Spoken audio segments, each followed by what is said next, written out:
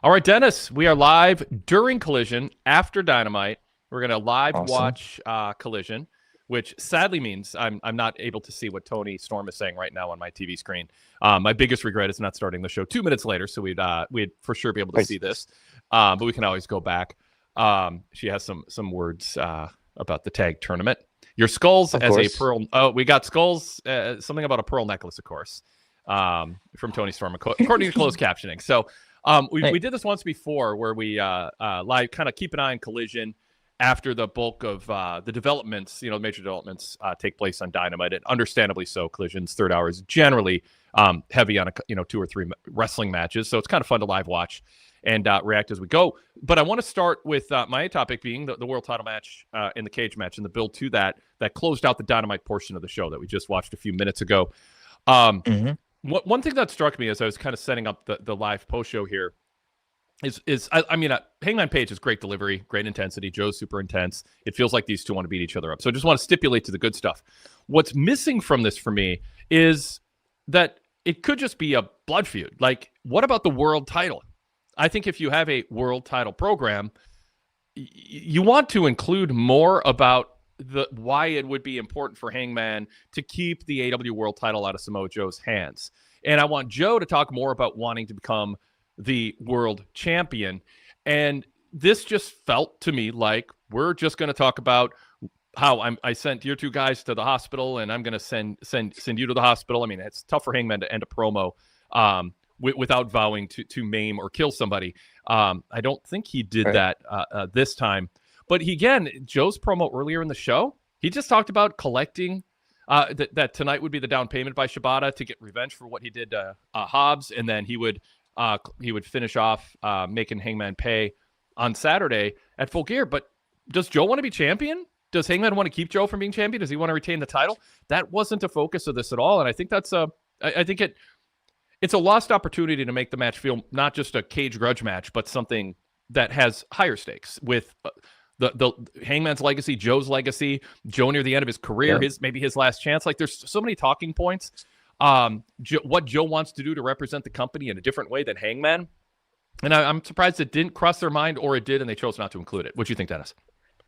No, I agree. Like, it is crazy that it wasn't even mentioned, I don't think, really on commentary at all from Joe. Like, it didn't feel like he brought that up. It also just feels like we're obviously just spinning our wheels here with another month of this, unfortunately. Like, where are we? I mean, I'm curious where they come out of this, but I mean, it's going to be a cage match. Where is everyone going to stay out of the cage? Who knows? Like, it feels like in AEW, no one ever stays out of the cage. Like, Hobbs will come back and get involved, even though Hangman's saying that they're done and they're gone. Like, they're obviously not. Like, they're going to be there. So I don't know. Like, it's just kind of meh. Like, going into this pay-per-view for at least for this story. Like, and I love Hangman, don't get me wrong. I am a Hangman fan, like, through and through. So it struck me also what you just brought up, that they're talking about, Hobbs unfortunately won't be there because he's in the hospital. It's like the whole notion of a cage match, and again, I know this has been greatly damaged for decades now. absolutely. But it is restorable. This hard drive that's been wiped can be restored. The faith in a cage match keep two wrestlers in the ring and everybody else out is something that can be restored simply through repetition of not having anyone interfere. But here they are talking about, Hobbs isn't there, so he's in the hospital, or Hobbs is out of action. It's like, why does that matter if it's a cage match? The whole premise of a cage match is keep everybody out, keep us in, and let's fight.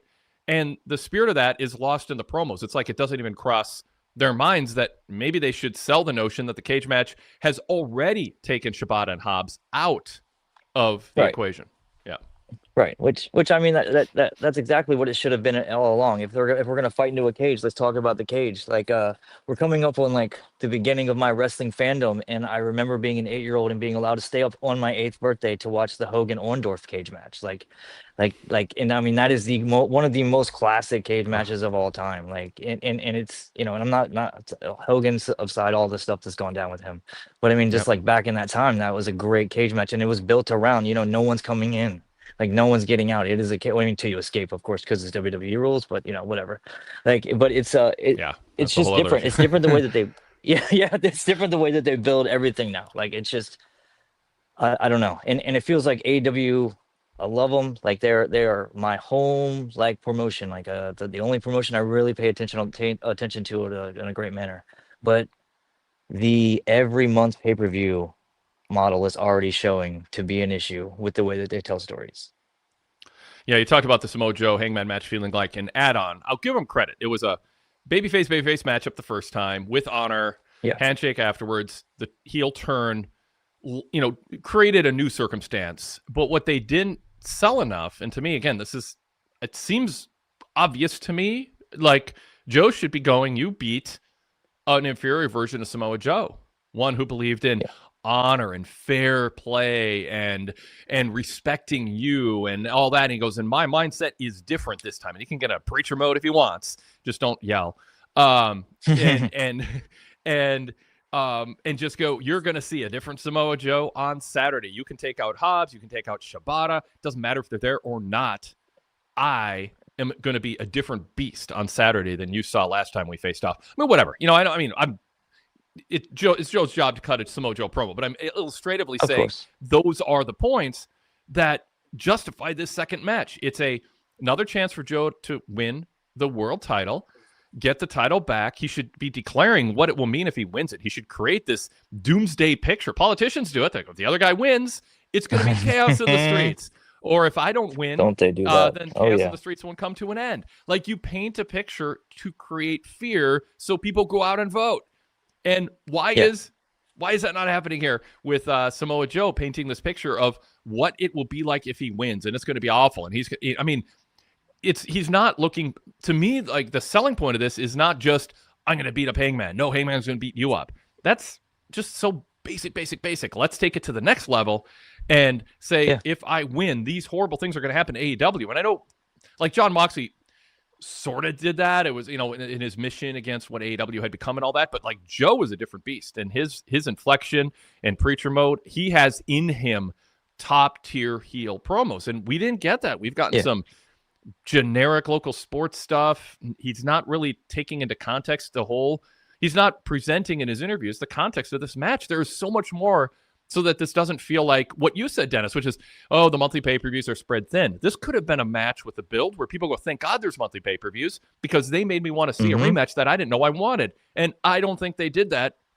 I think we got generic Samoa Joe threatening Hangman and great facial expressions, great like inflection, the preacher mode stuff I love, but the content wasn't there. And then Hangman gave a Hangman one-on-one promo. It's really good, but it didn't rise to the occasion, and it didn't take into account the circumstances, Dennis.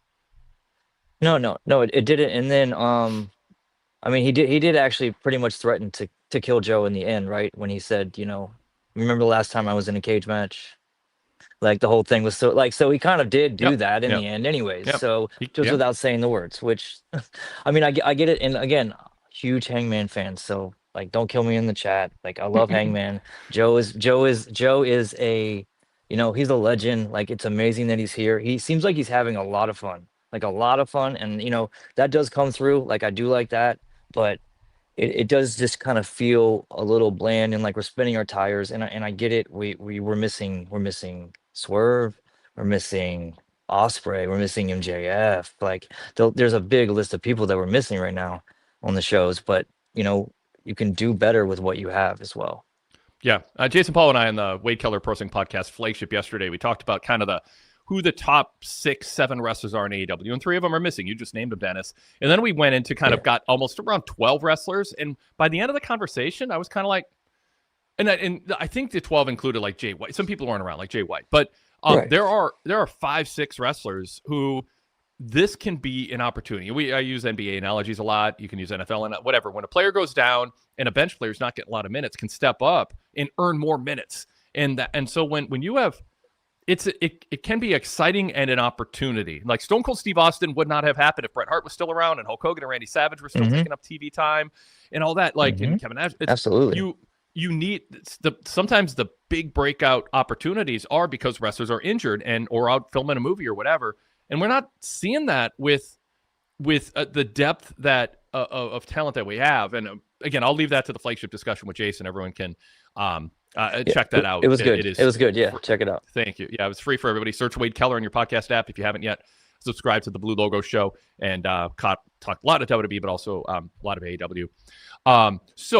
Yes, I think people want to see Hangman and Joe beat each other up. I just think they left out the element of the world title, and they left out the element of the difference between this match and the previous match, and they left out where Joe is in his career and what Joe winning will mean to the landscape of AEW, and that Hangman is defending more than just preventing revenge for what he did to Hobbs. And so, yeah, it's just I don't think what I'm saying is that profound. I don't want to be. I don't know. I don't want to be too down about it, but I mean, it just seems like this is pretty low-hanging fruit, obvious stuff that veterans like Hangman and Joe and Tony Khan, everybody should just be like, all right, here's our talking points to make this match not just two people yelling at each other, threatening to kill each other and get revenge. There's more to do here, and they're leaving these opportunities, behind, and it's money it's on the table, right? It's potential money on the table, like that. Yeah. That's what it is, and it's a little frustrating, and hopefully, I mean, it's going to be a good match. Come on, like we all know that. Like we know that they're going to go out there and they're going to deliver, but it's not about that. That's not what we're talking about. Like it's not. Well, that's just what they fall about back on.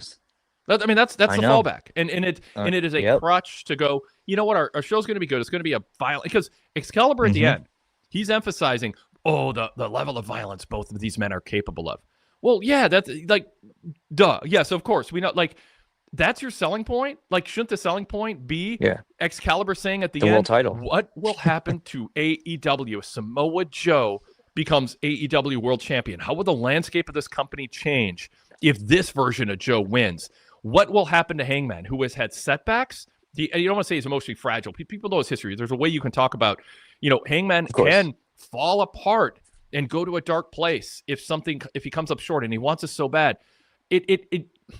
It's not, I won't say it's painful. I don't want to be melodramatic, but it is like bordering on painful when I watch this. And it's so level 1 out of 5 of what it could be. And it's a bummer. I mean, these two had so much more they could have done. And I don't think what I'm saying is profound. I just think it's low hanging fruit, obvious.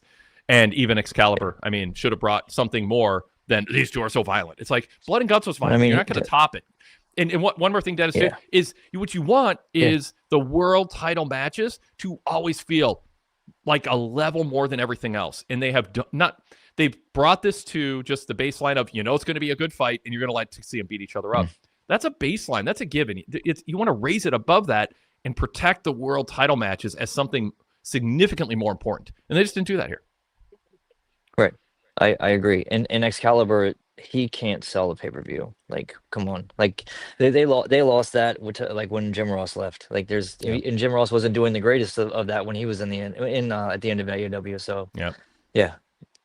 So it's so sad, but Yep. Let's pause and introduce the show, and then we're going to bring our on-site correspondent onto the show. Sweet. This is the Wade Keller Pro Wrestling Post Show for Wednesday, November 19th, 2025. I'm Wade Keller, host of the show, editor, publisher, and founder of the Pro Wrestling Torch weekly newsletter and the website pwtorch.com, and also the host of the various podcasts, including the Wade Keller Pro Wrestling Podcast that we just mentioned, and the Wade Keller Pro Wrestling Post Show, which follows Raw, Dynamite, and SmackDown, and a bunch of VIP exclusive shows also throughout the week, including yesterday's Everything with Rich and Wade. Just search Wade Keller in your podcast app and PWTorch in your podcast app to subscribe to all of our podcasts, which, by the way, the PWTorch Dailycast feed includes the All Elite Conversation Club with Joe Donnell and Greg Canner, who focus on AEW and give you a whole different perspective than we give you here on the post show. That is part of the diverse PWTorch Dailycast lineup. Lots of shows on lots of topics. So check that out. Search PWTorch. And then also, as I said, search Wade Keller in your podcast app to subscribe to the Red Logo Show, which is our post shows, and the Blue Logo Show, which includes pay-per-view previews, interviews, media Q&As, and our flagship, along with some 5, 10, and 15 years ago flashbacks. But we're here to talk Dynamite, and we welcome you in the chat to join us. We're doing this a little different than normal because this was a 2-hour plus Dynamite, and then the third hour was Collision. Joshua White's covering Collision for the website right now, as he usually does on Saturday nights, so that full coverage is on the website. But we are here to analyze the Dynamite portion of the show, and then keep an eye, live watch the Collision portion, although we have learned not a ton of big news necessarily happens in the last 45, 50 minutes of the show, so we decided to overlap a bit and kind of have fun watching Okada's body language, but not hear what Excalibur's saying about him right now as he does battle in his match. My co-host today is making his debut on the post show. Long time PWTorch reader and listener, Dennis Kline. He does AEW Rising and Fading Stars for pwtorch.com. Dennis, welcome. Good to have you on. Great to talk to you for the first time. Yeah, man, I appreciate it having me. It's been it's gonna be fun, I'm sure. Tell listeners and viewers a little bit about your background as a wrestling fan. Oh, okay. So yeah, I mean, I mentioned it earlier. Like, I remember, like, the first match I remember is the Orndorff Hogan cage match. Being allowed to stay up to watch Saturday night's main event because I was 8 years old and it was on at 11:30 at night. Like, it was, they didn't cater to us on the East Coast when it came to like stuff like that at all. So, but yeah, no, been a huge wrestling fan my whole life.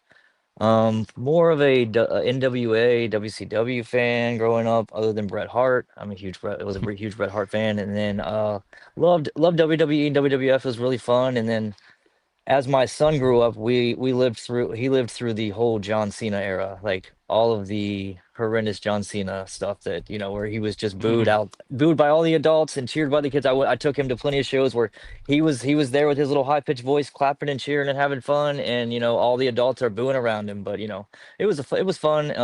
But as soon as AEW came around, I kind of was over with WWE. So yeah. That's about it. I think when we talk about great Hogan opponents, I mentioned the other day Nick Bockwinkel should be number one. And if you watch Bockwinkel and Hogan, I mean, I just don't think too many people would dispute it, even though it was in the AWA. It was at the beginning of Hulkamania, but it was Hogan as the best athlete he ever was. I mean, that was his peak in terms of being an athlete. He hadn't absolutely, he hadn't slowed down his style and gotten into kind of but he was still Hogan. I mean, it's still hooking up, and he wasn't a great athlete relative to his peers. But Bockwinkel's bumps and selling and antagonizing was great. But if anyone's going to dispute who Hogan's best opponent was, one of the names that's going to come up most often is Paul Orndorff. Mr. Wonderful Paul Orndorff. One of my favorite live Hogan matches ever was WWF rarely sold out in the Twin Cities area. They usually ran in Bloomington, home of Mall of America, which is just kind of they call it the Twin Cities, but Bloomington's kind of a third city in a triangle. And they ran the Met Center where the Minnesota North Stars NHL team played. And it was essentially a sellout. I mean, it might have been a couple empty seats here and there, but I don't know if they turned people away or not. But it was one of the few packed houses that WWF drew during that era.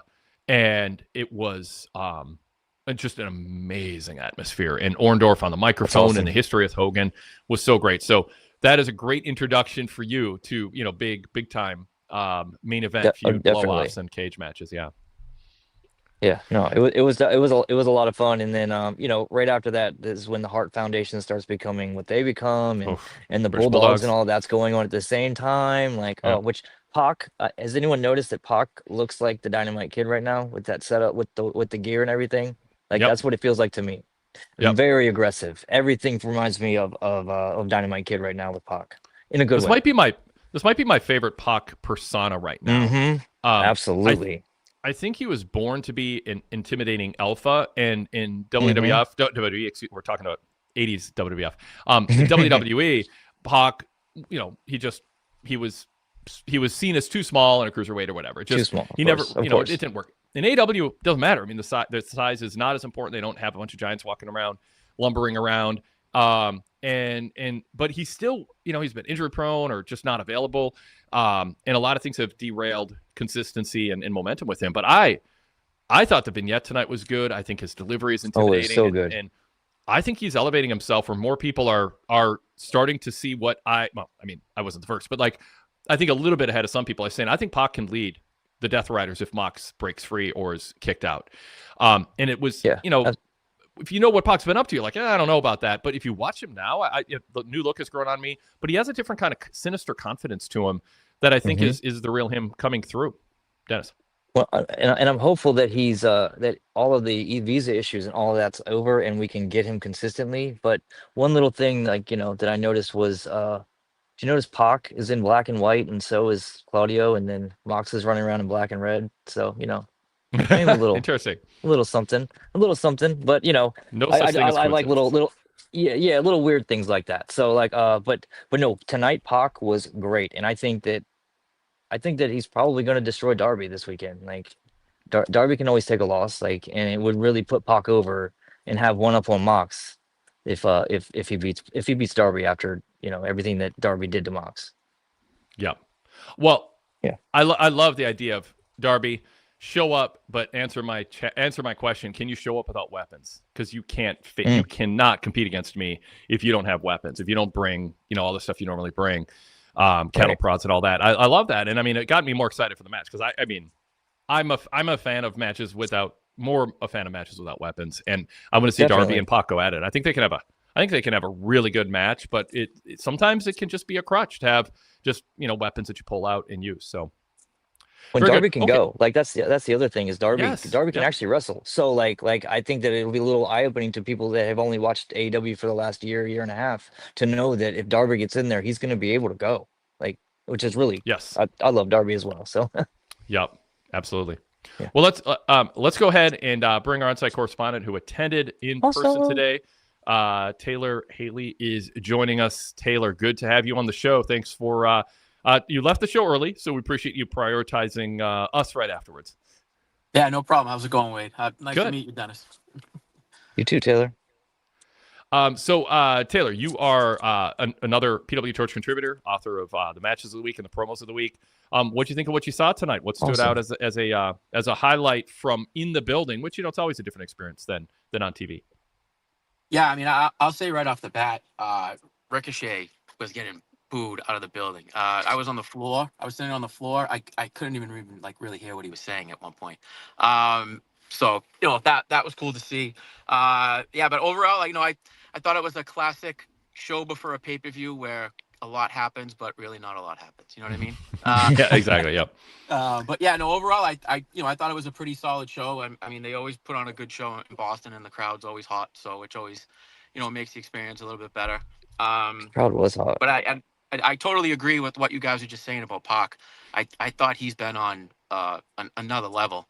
And in the building when that promo was going on, you could like hear the volume in the building kind of going down as people were kind of like locking in and listening to that promo. So that was really cool. Because you don't need to yell.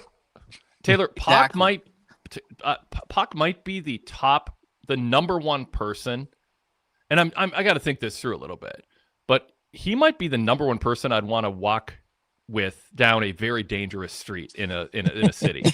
Like I don't need height. What I need is that guy, that look, that he just looks like he will tear you apart. Bring a gun, bring a knife, bring a baseball bat.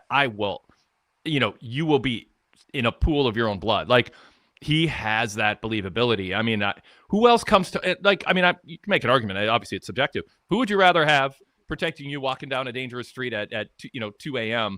Than Pac in that company with this Pac with that look and that intensity? Tennis first. Tell me if anyone comes to mind. I mean, other than Hobbs, like that would be about it. Like, but that's just because Hobbs is so damn big. Yeah, I get Hobbs. Yeah, I'll take Pac, but I get it. I get it. Taylor, how about you? Yeah, I mean, probably Brock Lesnar, I guess. AEW, yeah, for sure. I'll take Brock over Pac, but that's just because of. And you know what it is about Pac too? The accent makes it. It's just that little extra that absolutely. And a chip on his shoulder. There's a like. You think I'm short? You think whatever. Mm-hmm. Like there's just this intensity and a chip on his shoulder that he gets across. I mean, Brody King would be fine. I think people would be like, I mean, but if his tattoos are covered up, he's wearing a jacket, people might think, oh, he's just a, I mean, Shelton Benjamin maybe would be good. Yeah, and my goal is to avoid a fight, not win a fight. So I want to be like I mean, that's where Hobbs might help. But like, I don't actually want to get in a fight where I have to carry my end of things. I just want Pac to be able to, like, I'm just imagining Pac looking at a couple, like a group of three guys, just going, you guys don't want to mess with me, and just that. I think that's it. Like then they're gone. I just think Pac could get someone to just turn around and go, yeah, you know what, we'll be back in 45 minutes looking for someone else to steal their wallet. Yeah, no, I totally agree. Yeah, I could see, people crossing the street when y'all walking down the street, see him coming. And honestly, there is value in that in pro wrestling. Like oh, absolutely. Young Bucks, fine. The Young Bucks are great. Will Ospreay's great. Whatever. But like, there's something about that guy who you're like, no one's gonna mess with us. And there's value in that. And I really think it's like Dynamite Kid, man. Yeah. Yes. Yeah. And for me, one of my main complaints with the Death Riders has always been, other than Moxley, there's no one else who really has like that extra juice. Like Claudio, Daniel Garcia, Yuta. They're all Yep. just kind of, they're background guys. They're kind of they haven't had someone that can kind of brings the intensity, brings the juice like Moxley does. So, I don't know what's, I think eventually Mox and Darby are going to team up. I think that's kind of the end game here, where Mox and Darby are going to Oh, totally. Yep. To go against the Death Riders. Like, I could even see it happening this weekend where Pac just puts a beating on Darby, and it goes too far. And Mox steps in and says, enough. It's enough. And then, we're off to the races. Taylor, what you're saying is way more relevant than what's going on in my head right now, and I'm listening to you. But I'm also thinking about, like, what if Wheeler Yuta was your guy in the street and be, you gonna steal our wallet? Like, with his voice. You're not gonna, don't mess with us. I was like, oh God. But I'm also thinking of people who I would take by my side, like Eddie Kingston would be fun. Eddie's a great one. Yeah, of course. Eddie would be great. He'd just end up. You know what? If Eddie was on your side and guys were trying to steal, you'd end up at the bar drinking with all three guys. Like Eddie would have the three guys. Like we'd just all be having drinks together by the end of it. Or you would end up in the Eddie fight because Eddie's going to be in the fight. Yeah. Eddie would just start beating everybody up. And then who's obviously, like, there's Claudio, Samoa Joe, Brian Cage, obviously, like, he's probably pretty intimidating. But I don't know if Brian could talk you out of a fight. I think he'd just get in one. Like, I want Pac to just look at the guys and just be like, you do not want to mess with me. Lance Archer would be good. There's someone else I just thought of, and then I forgot as we were talking, but yeah, it's Marina Shafir. Actually, yeah. Mark Briscoe, that could be fun. Mark would. I know crazy. people like Mark Briscoe. No, they would fight. They're like, they're not gonna not fight. They're gonna go there to fight. Yeah. And honestly, like, that's something just, like, not to pick on him, but like Jeff Jarrett never had as a world champ. Like, nobody ever thought, I want that guy on a dangerous street with me at 2 a.m. and it you don't need that to draw, but it's a small list of people who are really successful at that level if you don't think they'd do well in a fight, unless they're just appealing to kids, or it's a work rate thing. Anyway, like I said, that's not super pertinent, but I went off on a little sidebar there. I would not. There's a lot we can get into here. You talked about the Ricochet segment and in the match with Bobby Lashley. I was not a fan of this at all. I know he got booed. That was a match. There was a 3-minute match where Lashley squashed Ricochet. And no, I know. I was watching this and I'm like, I'm listening to MVP's commentary, and again he's just burying the guy who his guy's about to beat in his commentary. You have Shelton giving enough with, I guess, Speedball, but it's still sort of like there's sort of just a dismissiveness to the body language. Like, I'll give you 10 minutes of spots, but you're beneath me. And I know they get good reactions, but I don't know that I want them on my roster. I don't know that I want these three on my roster, even though they have a cool factor and they're over. I don't know. I don't understand the booking. Ricochet finally has some credibility, and then he goes out there, and I know we got heat for it. I know he got heat in the building, but as a TV viewer, I felt that there was a problem with the ring that somebody was fixing, like off camera. Like it just went on. It was pointless. He's taking digs at the Philadelphia Eagles, like, I think, and talking like about local sports. Like, have we not learned that that's really stupid to do on national television? And it doesn't work for nobody cares. Like, I don't care about that you're insulting the Eagles. And then he goes, I hate this state, except my wife is from here. And the crowd just went like, oh, okay. Like, what are we supposed to do with that? Like, it was this generic, raspy voiced, interminable, like, boring promo, I thought, that was getting crowd heat because they just wanted it to end. And I get it was to pop the crowd when Lashley attacked him, but then it ate up all the time. And then we got a 3-minute squash match. I was not a fan of this. And AEW, one final point, and then I'll get your guys' thoughts on this. This is a company that has established, and I've defended this as against criticism, which is in mismatches. And I don't think Ricochet Lashley should be seen as a mismatch. I think Ricochet should be treated as at his level or close to it. But even in mismatches, it's established in AEW's world, someone who's a tier below an opponent can last at least 10, 12 minutes with them before the inevitable happens. And it's sort of like you can keep the game close until the fourth quarter. And that's the story they always tell. Ricochet losing in 3 minutes in AEW hurts more because AEW is a company where everybody lasts 10 minutes with everybody before they lose to them if you're the underdog. So I don't get this. I don't like it. And I don't think Lashley is more important to this company than Ricochet the next 3 years. And I think it was a net negative. Dennis, what'd you think? And then Taylor, give your kind of in-arena perspective on it too. But Dennis first as on the TV side. Yeah.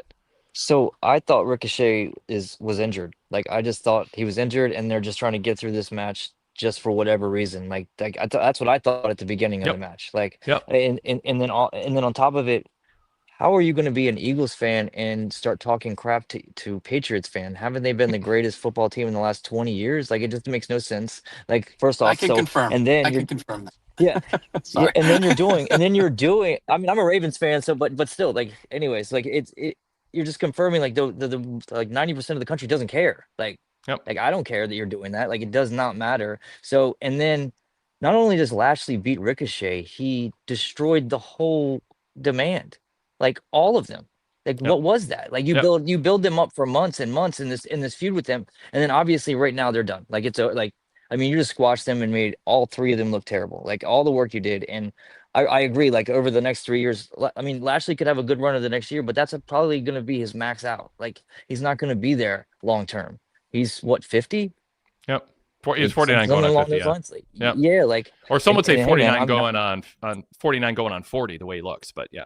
I mean, he does look amazing. He does look amazing, and you know he's impressive out there. But come on, like he destroyed 3 people, and then when you were talking about MVP before, that was a whole nother thing with what he did to Speedball the whole match. Like it was just ridiculous, And he does it all the time. I mean, it's all the time. And I don't know if it's malicious or he just doesn't understand like how you're not helping your guy by making it seem like he's beating a loser clown. Yeah.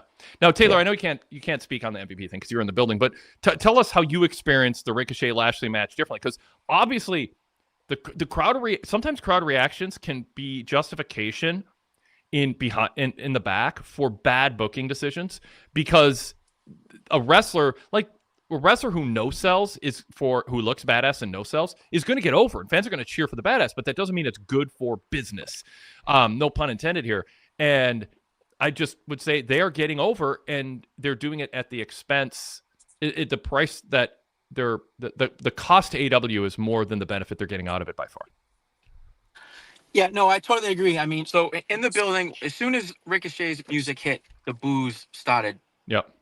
Started all right away. the more reason to protect him in this match better, because he's over as a heel. Yeah. Yeah. So I for me, Ricochet was someone for me that I thought had really been going in the right trajectory, where he could be kind of next up for Hangman, because it doesn't seem like they really have anyone next, and that would be a fresh matchup, and I think could tell a good story. I think it would be a great in-ring. But the arena, the Gannis Arena, is tough with sound. So depending where you're sitting, if you're sitting in a certain place, you can't hear that well if it's really boos. I've sat other places where you can hear clearly. So as soon as Ricochet got the mic, all you could really hear was kind of muffles, and the boos were just raining down. But you're correct. At a certain point, the people around us were like, why isn't Bobby Lashley just taking his head off right now? Why is he just like kind of sitting here and letting this happen? Shivani said that too, by the way, Taylor. It's funny. Okay. Shivani's like, why doesn't Lashley just attack him from behind? And then 10 seconds later, he did. Yeah, and then I thought it was weird too. So I'm not an MVP fan. I think he has main character syndrome, where he just has to make sure that he's in the spotlight. Whatever he's saying is taking away from what's in the match. Why did he go into the ring for that quick, like 7 seconds? I was like, what? I was like, of course he's in the ring. Of course this guy's in the ring. He has to interfere. I don't know if defending him is a word, but I'll give you additional context, because Speedball did not kick out of a 3 count. Nope. The ref counted 3, and Speedball didn't lift his shoulder, and so it was awkward. And the ref should have counted 3, because the finish came 12 seconds later. I mean, it's not on the same move. On the same move. So this is the thing: no tall referees. Or to all promoters to tell referees, let's put a memo on the wall in every backstage area. If you're less than a minute away from a finish, and the person who's going to win in less than a minute is making a pinfall is making a cover, and the guy on his back who's going to lose in less than a minute doesn't lift his shoulders, count freaking 3.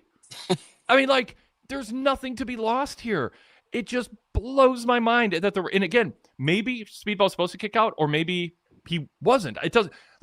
That's not my point. I don't need to know what was supposed to happen. I just know what ultimately did happen, and it looked awful. So MVP, for whatever reason, and I don't, Taylor, I'm giving you context, but not a good explanation for why MVP did what he did. He got in the ring, and so they're baby faces. So it's not like the goal of him was to distract the referee or distract a Ricochet before so Lashley could get a lame win. It just was weird, and the whole thing was just amateur hour. And yeah, it was a mess. Dennis, you want to add anything to that? I might have left something out.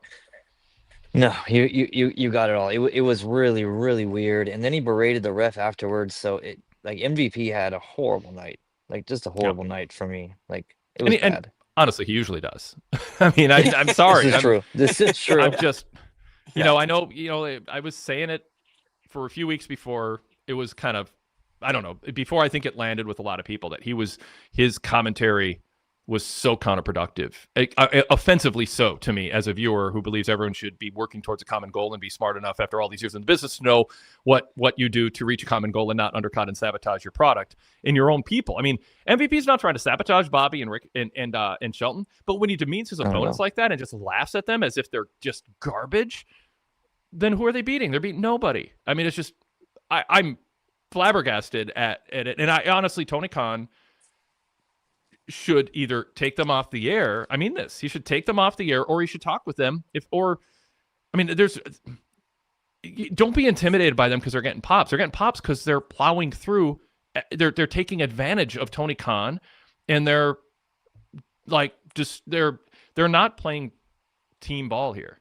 And it is person in real life is a team sport. So I'm frustrated, and I don't really get angry at a lot of stuff when I watch wrestling, but I'm getting kind of angry with what these guys are doing in this company right now.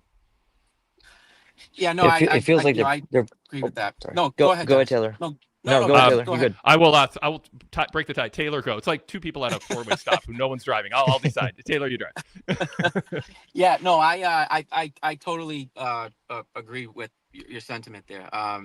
Like I said, MVP for me is he's a legend in his own mind, and I think he forgets that there's probably a reason he's not with the WWE anymore, and I think it kind of plays out maybe sometimes on commentary and the way he might kind of carry himself. But thanks for explaining that to me. I was sitting on the floor tonight, and everyone was standing. So when he came in the ring, it was just kind of like, why is this guy in the ring? So thank you for kind of giving me a little bit. Well, I don't think you should understand it anymore. I've just told you what happened. But it still doesn't. I mean, I don't even what went through MVP's head. Well, that should have been a 3 count, so I'm going to break the referee. It's I don't even get what's going on in his head where he thinks the good thing for me to do now is to hop in the ring before the bell rings. Like, did he think it was over and he was celebrating and he didn't know it wasn't because the crowd was loud or he wasn't paying attention? I just genuinely don't know. Yeah. So I kind of question where does kind of Ricochet go from here now? He's like I said, I thought he was maybe someone that could be next up with Hangman. Yeah, they ruined him. They ruined that. He can't be a top guy after that. Yeah. It just exactly. And I kind of feel like too, like I kind of complained last week on the Collision where Kyle Fletcher had a 15-minute match with Ace Austin. I don't think Kyle Fletcher should be having a 15-minute match with Ace Austin. If you're gonna have a 4-minute, 5-minute match, that should be the match. It shouldn't be Ricochet Lashley when you know what I mean? Yep. I do. I mean, there should be a logic to the length of matches and the balance of back and forth. And if Lashley, Shelton, and MVP are just going, here's how we're going to do it, then you better sell more tickets and ratings better go up higher than they are for AEW. I mean, you're not a needle mover, and you're not helping things by quote looking out for yourself this way. If they were single-handedly responsible when they're on a show and advertise for drawing 5,000 more fans, yeah, I'd be critical of it. I'd be critical of them taking advantage of it, but you would at least understand why Tony Khan gave in. But, as Adam Kidd in the chat says, do we think Tony Khan has the stomach to have that conversation, Wade? No. I don't.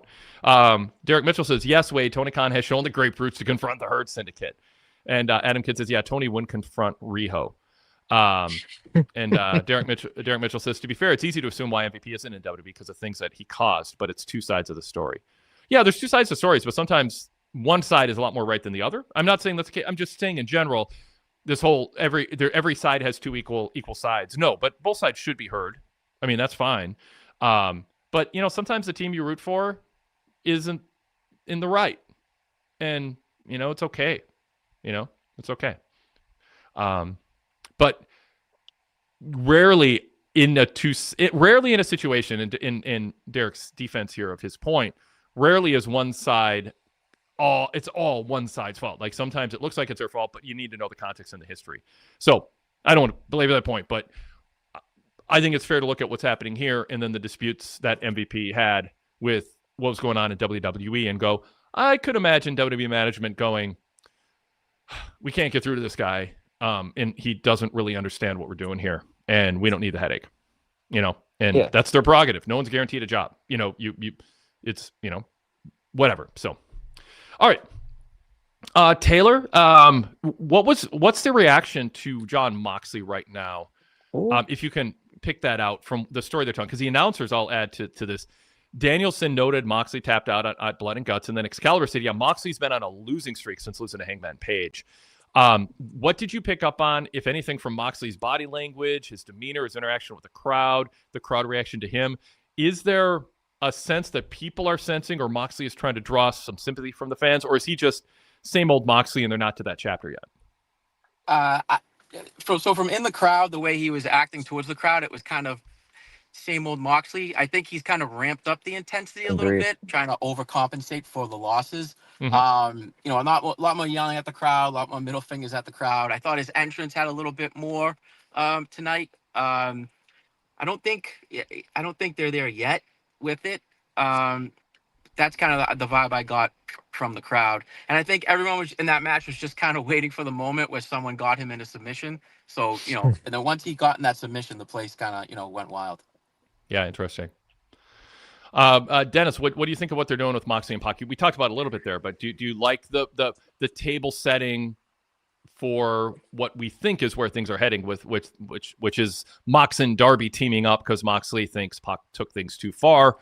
It's a familiar story in wrestling when someone's turning. I like what they're doing with Mox. I think the slow burn on it is really good. He was so bad or so evil or whatever adjective you want to use, like that. I think that you couldn't just flip him. It has to be something slow. There has to be an impetus for it. It can't just be they turn on him because he's losing a bunch. He has to kind of see that light. I want it to be slow, and I hope that it does not happen this weekend, because are we going to have that and the Young Bucks and Kenny Omega thing happen on the same show? So it can't happen this weekend. But I will say that Claudio not doing the swing is big heel move in 2020-25. I love it. Like, I think you should not do the swing. Like, come on, man. Yeah, it's like we want. Danny Garcia. It's the ultimate heel move is we want tables, and you table that's set up at ringside. You fold it and slide it under the ring. You fold it and put it back. Yeah, I think Okada did that at one point. Yeah, it was really funny. Yeah. But I agree, and I really MJF like that. Might have, but yeah, it's possible. And Garcia's learning from him, because I noticed Garcia during Blood and Guts threw up the arms like he was going to do the dance and then just waved off the crowd. It's like, yes, there you go, Garcia. You can learn a little bit. But no, I like what they're doing with Mox. I hope they keep going. It can't end at Full Gear, because I think it's going to go a little bit longer. Hopefully. Taylor, what speaking of the Bucks and Kenny, what kind of pop did Kenny Omega get coming out compared to any of the other top stars on the show, including Hangman later? Yeah, I mean, Kenny had obviously one of the biggest pops of the night. I was a little disappointed. I thought the way that they were kind of setting up was that he was going to talk in the ring. I thought it was going to be a little bit longer with Kenny. So I think, it happened kind of so fast, and then they did the segment in the back. But yeah, he got a great reaction, and one of the biggest pops of the night in the building. At least they followed up with it in the back. Like, normally they wouldn't do that even. So that's good. Yeah, that's true. That's true. Yeah. Did it seem like the Bucks, the fans are warming up to them, siding with Kenny and turning on Don? I mean, nobody seems less happy to do anything than Nick Jackson seems when it comes to Don Callis. I mean, Matt's standing there kind of like, well, I'll consider it, like a little bit. And Nick is just like, my God, this guy's insufferable. But yeah, talk about the fan reaction to them in the building. Yeah, I mean, I think people are starting to kind of warm back up to them. Good. I mean, I know I am. I think I'm ready for it. Me too. I will say one of the things that made me laugh the hardest tonight was Don Callis doing the knees when he was trying to get them to do the BTE trigger. Started doing the knees in the ring. Everyone around me was like cracking up. I think he's been great. I think Callis has been awesome lately. I go back and forth with him, but I just think Callis has been unbelievable. He's had some one-liners that have just been like so good on commentary recently. But yeah, I think everyone's kind of ready for Kenny and the Bucks to get back together. I would like to see them like get out of that vortex though. I'd like to see them go and like wrestle other people, have storylines with other people. I would like to see Kenny like wrestle other people. Like, you know what I mean? It's always kind of the same story. I feel they're always telling, and we don't know how much longer we have left with Kenny. I would like to see something different, like a new path. I just always with the Bucks, not with the Bucks, with the Elite, not with the Elite. Reminds me of like the Cody vortex back in the day. I was just going to bring that up. It is not. Yep. Yeah. Yep. It's like I don't want to see Cody fight Anthony Ogogo. I want to see him fight. I want to see him fight all Anthony Ogogo. Yeah. We think about all the matches that were left on the table with Cody that could have happened. You can say that with CM Punk too. I mean, it's a little bit different, but with Kenny, yeah. I mean, there's wrestlers, and it's kind of like the middle school cafeteria. I mean, there are wrestlers who the people who team together and feud against each other are all sitting at the same table in catering, and that can lead to some monotony. And it's nice to see crossover. Like you can tell in WWE, like Gunther doesn't sit at the cafeteria with like Roman Reigns. Like that's the vibe. It's like he's going to be on some separate program. Drew kind of felt that way, and now he's in the mix, but maybe that's just because of Seth. In AEW, you want to see a nod to history, and Kenny has that with the Bucks and all that, but you don't want to over rely on it, because I kind of think like it's a little bit like showing up in your letter jacket if you were the high school starting quarterback 7 years ago and you show up at stadium expecting everyone to worship you, unless you won 4 championships or 3 championships in 3 years or something. That's different. But like there's a little bit of, you're 25 and you're still in high school when it comes to all this stuff about being the Elite and the history of Kenny and the Bucks. I'm not against acknowledging history, but I don't like an over reliance on it. And I feel, yes, I am absolutely ready to see something fresh with Kenny and not the same people feuding with the same people, in part just because I think people like novelty, and I think Kenny has a chance to give a rub to some other people. It's kind of the John Cena argument I've been making. He should be out there working with guys who are going to look back on that as a moment that they kind of got made, even in losing to him, because you got to share space with a star of that caliber with all that crowd heat. Yeah, absolutely. Yeah. Plus, Don Callis, I've said for a long time, and I'm hard on Don Callis because he's a C+ student who should be getting A's as a manager. I think he's living off a reputation, and for years, I think he was not bringing the effort. He was showing up, collecting his paycheck, and making little insider comments to crack up people in the back, and never really felt like he had to earn his money or make a difference at the gate. But I have argued, along with my criticism of him, that AEW should be in the Don Callis business, and they finally are. We are getting just a casual average viewer would look at what is going on with Kenny Omega now. Excuse me, Don Callis now, who's watching AEW and go, Don Callis is a top manager, and he makes a difference in this company, and he is he is annoying and dangerous, but also kind of entertaining, and that's what you need a manager to be.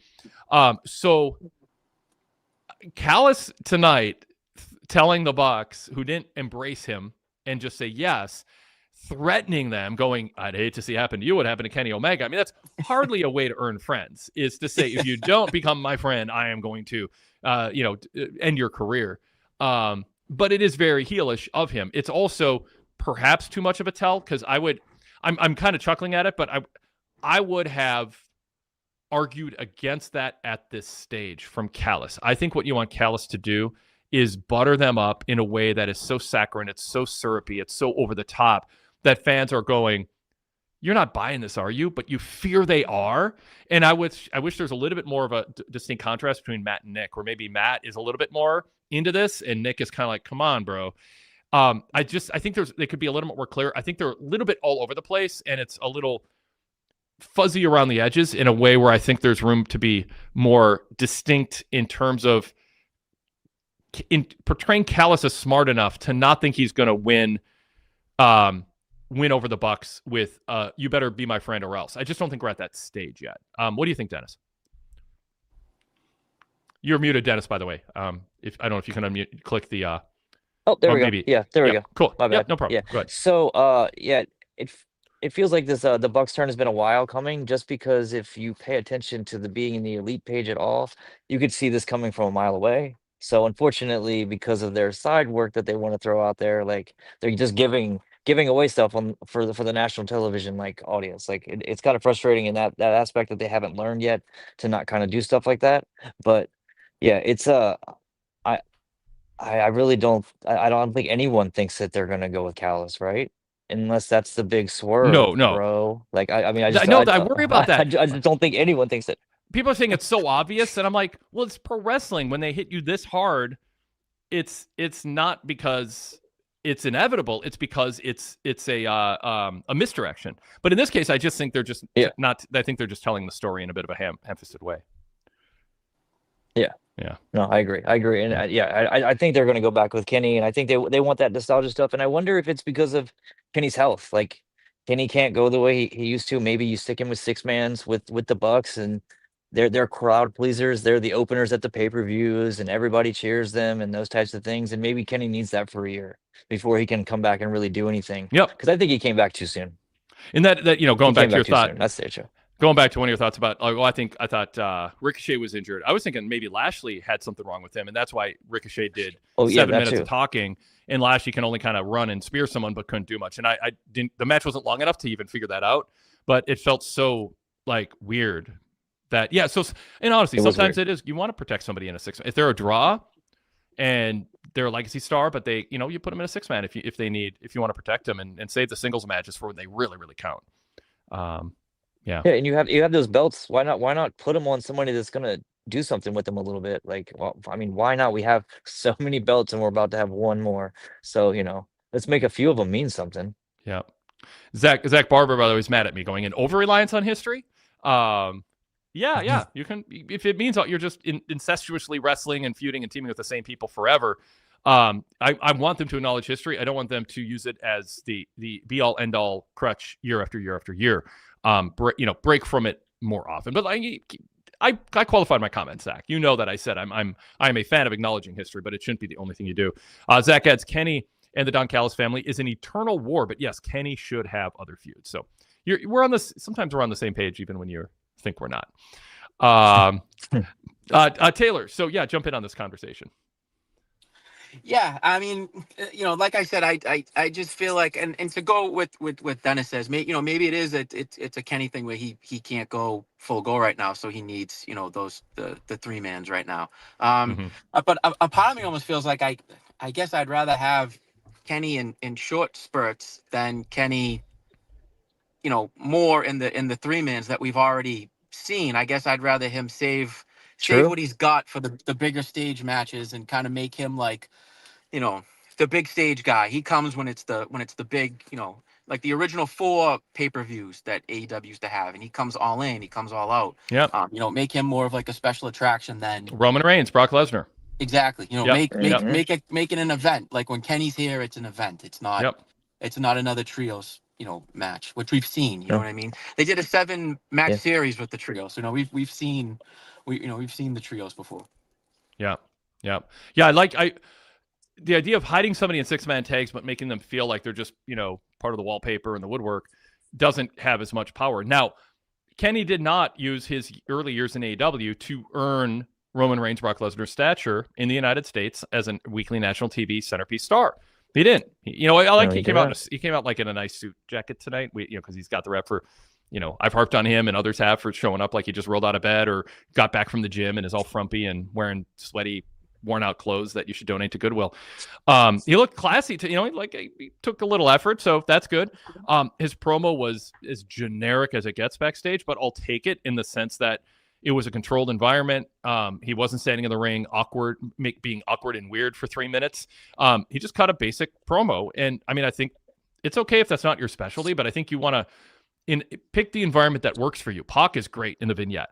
Aleister Black and Miro, Black especially, really good in the vignette. They did too much of that, where it felt like they were just chained in a boiler room forever sometimes, where someone visited with a camera. You want to make them seem like they actually exist outside of that realm. But I'm glad they gave Kenny some mic time. But again, he'd be so much better today had he gotten more reps over time. And it's a shame because he did not do the work that needed to be done to become a national cable TV star, a pro wrestling star, in those years when he was still healthy enough to do so. And he was being buttered up and propped up because of stuff he did overseas by a bunch of people who thought they owed it to him to praise him, but actually ended up sabotaging what he could have been. I will stand by that argument I've been making for 6 years that he could have been more.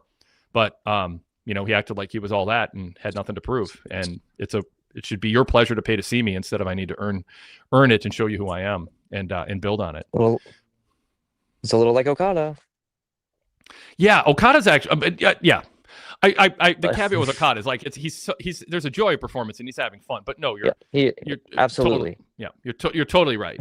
Yeah, Zach Barber goes, Kenny is a legit legend. That's the point, Zach. He is a legit legend, and there are a million people out there who will never understand it because he showed up and it's like Jason Paul talked a lot about MJF is a great wrestler. What percentage of fans know that? Because he doesn't wrestle on TV. And the pay-per-view audience is 1/7 or 1/6 or 1/8 of the TV audience. Compared. Yep. So, at some point, you have to take into account how many people know Kenny is a legend. Oh, you can tell people that. I think people resent being told that somebody is great. They want to be shown. They want to see with their own eyes someone is great. Prove it to me. Don't make me go watch old matches. So, Kenny's a legend. He should have been a bigger star. And Zach Barber might be an unbeknownst undercutter of Kenny's potential growth as a draw. Adam Kidd said, yeah, Kenny's living off his reputation from Japan. All right. Absolutely. Yeah. Okay. Taylor, I've been kind of leading the discussion, but tell me what else stood out from your live experience tonight. How does it compare to other shows you've been to? Did anyone get a surprisingly good or bad reaction? Was there anything off camera that jumped out to you? Who got a surprising reaction, and she kind of got one throughout the match too. I thought Alex Windsor got a pretty good, pretty good reaction. I don't know how it came across on TV, but when she was in there and she was getting moves off, people were cheering. She got a good reaction. I don't know if there's something there. I think she's got a good look, and I like her little Windsor thing that she does. So I think maybe that could be someone that maybe down the line could step up and have a little bit more in the women's division. When did you leave, Taylor? At what point? What was going on? I left as soon. I wanted to see. I waited for Megan Bane's entrance. I wanted to see who the first match was going to be. So basically, I watched the entrances of that first match, the Megan Bane one, and then I took off. Yep, very good. Taylor, anything else you want to share with us from your experience at the show tonight? I think that I don't think that they should play the Agganis Arena anymore. I think that they should go back to the MGM Music Hall where they were last time. Mm-hmm. I think it's a better setting. I think I just think overall it's a little bit better. And then if they ever have then go back to the Garden, so, because they did Blood and Guts at the Garden and they really had a lot of people there. I mean, it was probably the biggest AEW show I've seen there. So yeah, but like I said, other than that, I thought it was a solid show, a classic show before a pay-per-view, but it was great. And, it's always a good time. Cool. Taylor, thanks. Great getting your on-site perspective. Anything else you want to add before the final call for anything else you might think you want to share with us? Yeah. I mean, everyone go check out my articles. I've been doing it for about 2 months. Yep. I'm having a lot of fun doing it. Wade was gracious enough to give me an opportunity to do that. So, check out my articles. Taylor, I would say a significant part of my days is being an editor on writing. And I like reading your stuff because you bring out details in matches and in promos that I didn't notice doing my report, or I didn't notice watching the show. And you've got a perspective, and I just think people, and that's what we try to do at PWTorch. I know there's a lot of SEO-driven sites. It's all about what's trending, and let's give you a perhaps deceptive headline, something that feels AI written after. And I mean, they do good revenue. And if I wanted to shift all my resources to that, maybe it'd be more lucrative. I don't know. But I like understanding what's going on and the nuance and kind of the craft of wrestling and figuring out what's working and what's not, what could be done better. And as noted by our opening segment, when we really got into that, what was missing in the Hangman Joe build. And so I really enjoy the editing part of my work because the writers who write for the Torch understand what we do, and they bring that kind of passion and that kind of detail to their writing. And so does Dennis. I wish he's here to hear it. He's having some technical issues. He does the same thing with his Rising and Fading Stars. So I want to encourage people genuinely, like, pull yourself from this little dopamine soundbite social media stuff and settle in and give yourself 10 minutes to read articles that people really put time into. They're not randos. Not anybody gets to write for the Torch and stick with it and put a piece out, an article out every week that, clearly there's thought and detail and a desire to understand what's happening in the business. So I'm complimenting you, Taylor. I just complimented Dennis, whether you can hear me or not. And that goes for really the whole team at the Torch. If you want to be smarter about the business, kind of understand more what's happening and not just get in flame wars or hear randos say random things because it's their opinion. I think that comes through in what we offer on the website, and you're part of that, Taylor. So thanks. Well, thank you very much. That means a lot coming from you, Wade. So I really appreciate that. Appreciate it. Yeah, so everybody, check them out. Top promos, top matches of the week on the site. And I hope we talk soon. Dennis, it was great meeting you. Taylor, would you have had the guts to Taylor? Would you have had the guts to say all those things about Dennis if he was here and dropped off? No, never. That's good. I was always the guy who would, when you go to the bars, I'd be the one who would talk trash and then slowly do the Homer Simpson meme into the bushes. While everybody right back into the bushes. I love it. Yeah. I wouldn't have said anything, Taylor, but when you're like, it's great to meet you, Dennis, I'm like, what? After the things you just said? Come on. All right. Thanks, Taylor. Always stirring the pot. Always stirring the pot. Yeah. All right. Have a good night, guys. Thanks. Yep. Take care. All right, let's. Dennis, can you hear me now? Well, of course you can. I can definitely. Yeah. You've been seeing me. All good. Here. Yeah. Cool. Let's bring Rude Dog into the show and get his take on. Oh, nice. Rude Dog joining us. Yeah. Nice. Rude Dog, welcome. Hi. Hello. So I didn't read the fine print. I didn't read the fine print and didn't know you started it over an hour ago. So forgive me if I bring up stuff you've already talked on. I'll try to. Go to my lesser things that would probably be talked about. So anyways, so Bobby Lashley and Shelton Benjamin are going to be the first entrants into the national title gauntlet match. Who do you expect else is going to be in that match, and who's going to be the third? I was like, could it be Cedric Alexander? That would be weird. Or MJF, because, what do you think? What do you think, Dennis? I've given it very, very little thought, by the way. I think it's going to be Ricochet, sadly, because Ricochet's in it, right? Because that's why they were having that match to see who got the first spot. It's probably just going to end up being Ricochet, and they're gonna beat up Ricochet some more. So that's what it feels like is gonna happen this weekend. But it's either gonna be that or Bailey. I don't think there'll be a surprise until you get a little deeper into the match. So if MJF's going to come back, I'm thinking, 5-6, somewhere around there. But Cedric would be interesting if they're going to bring him in. I do like that idea. What we didn't talk about this, Rude Dog, and we probably should have, or we could have. I don't know if should might be too strong a word. But what happens when Shelton and Bobby are in there against each other for the first few minutes? Do they just pose and do an amateur wrestling exhibition? I'd pop for that. They don't have to turn on each other in the opening couple minutes. I don't know. What do you think, Dennis?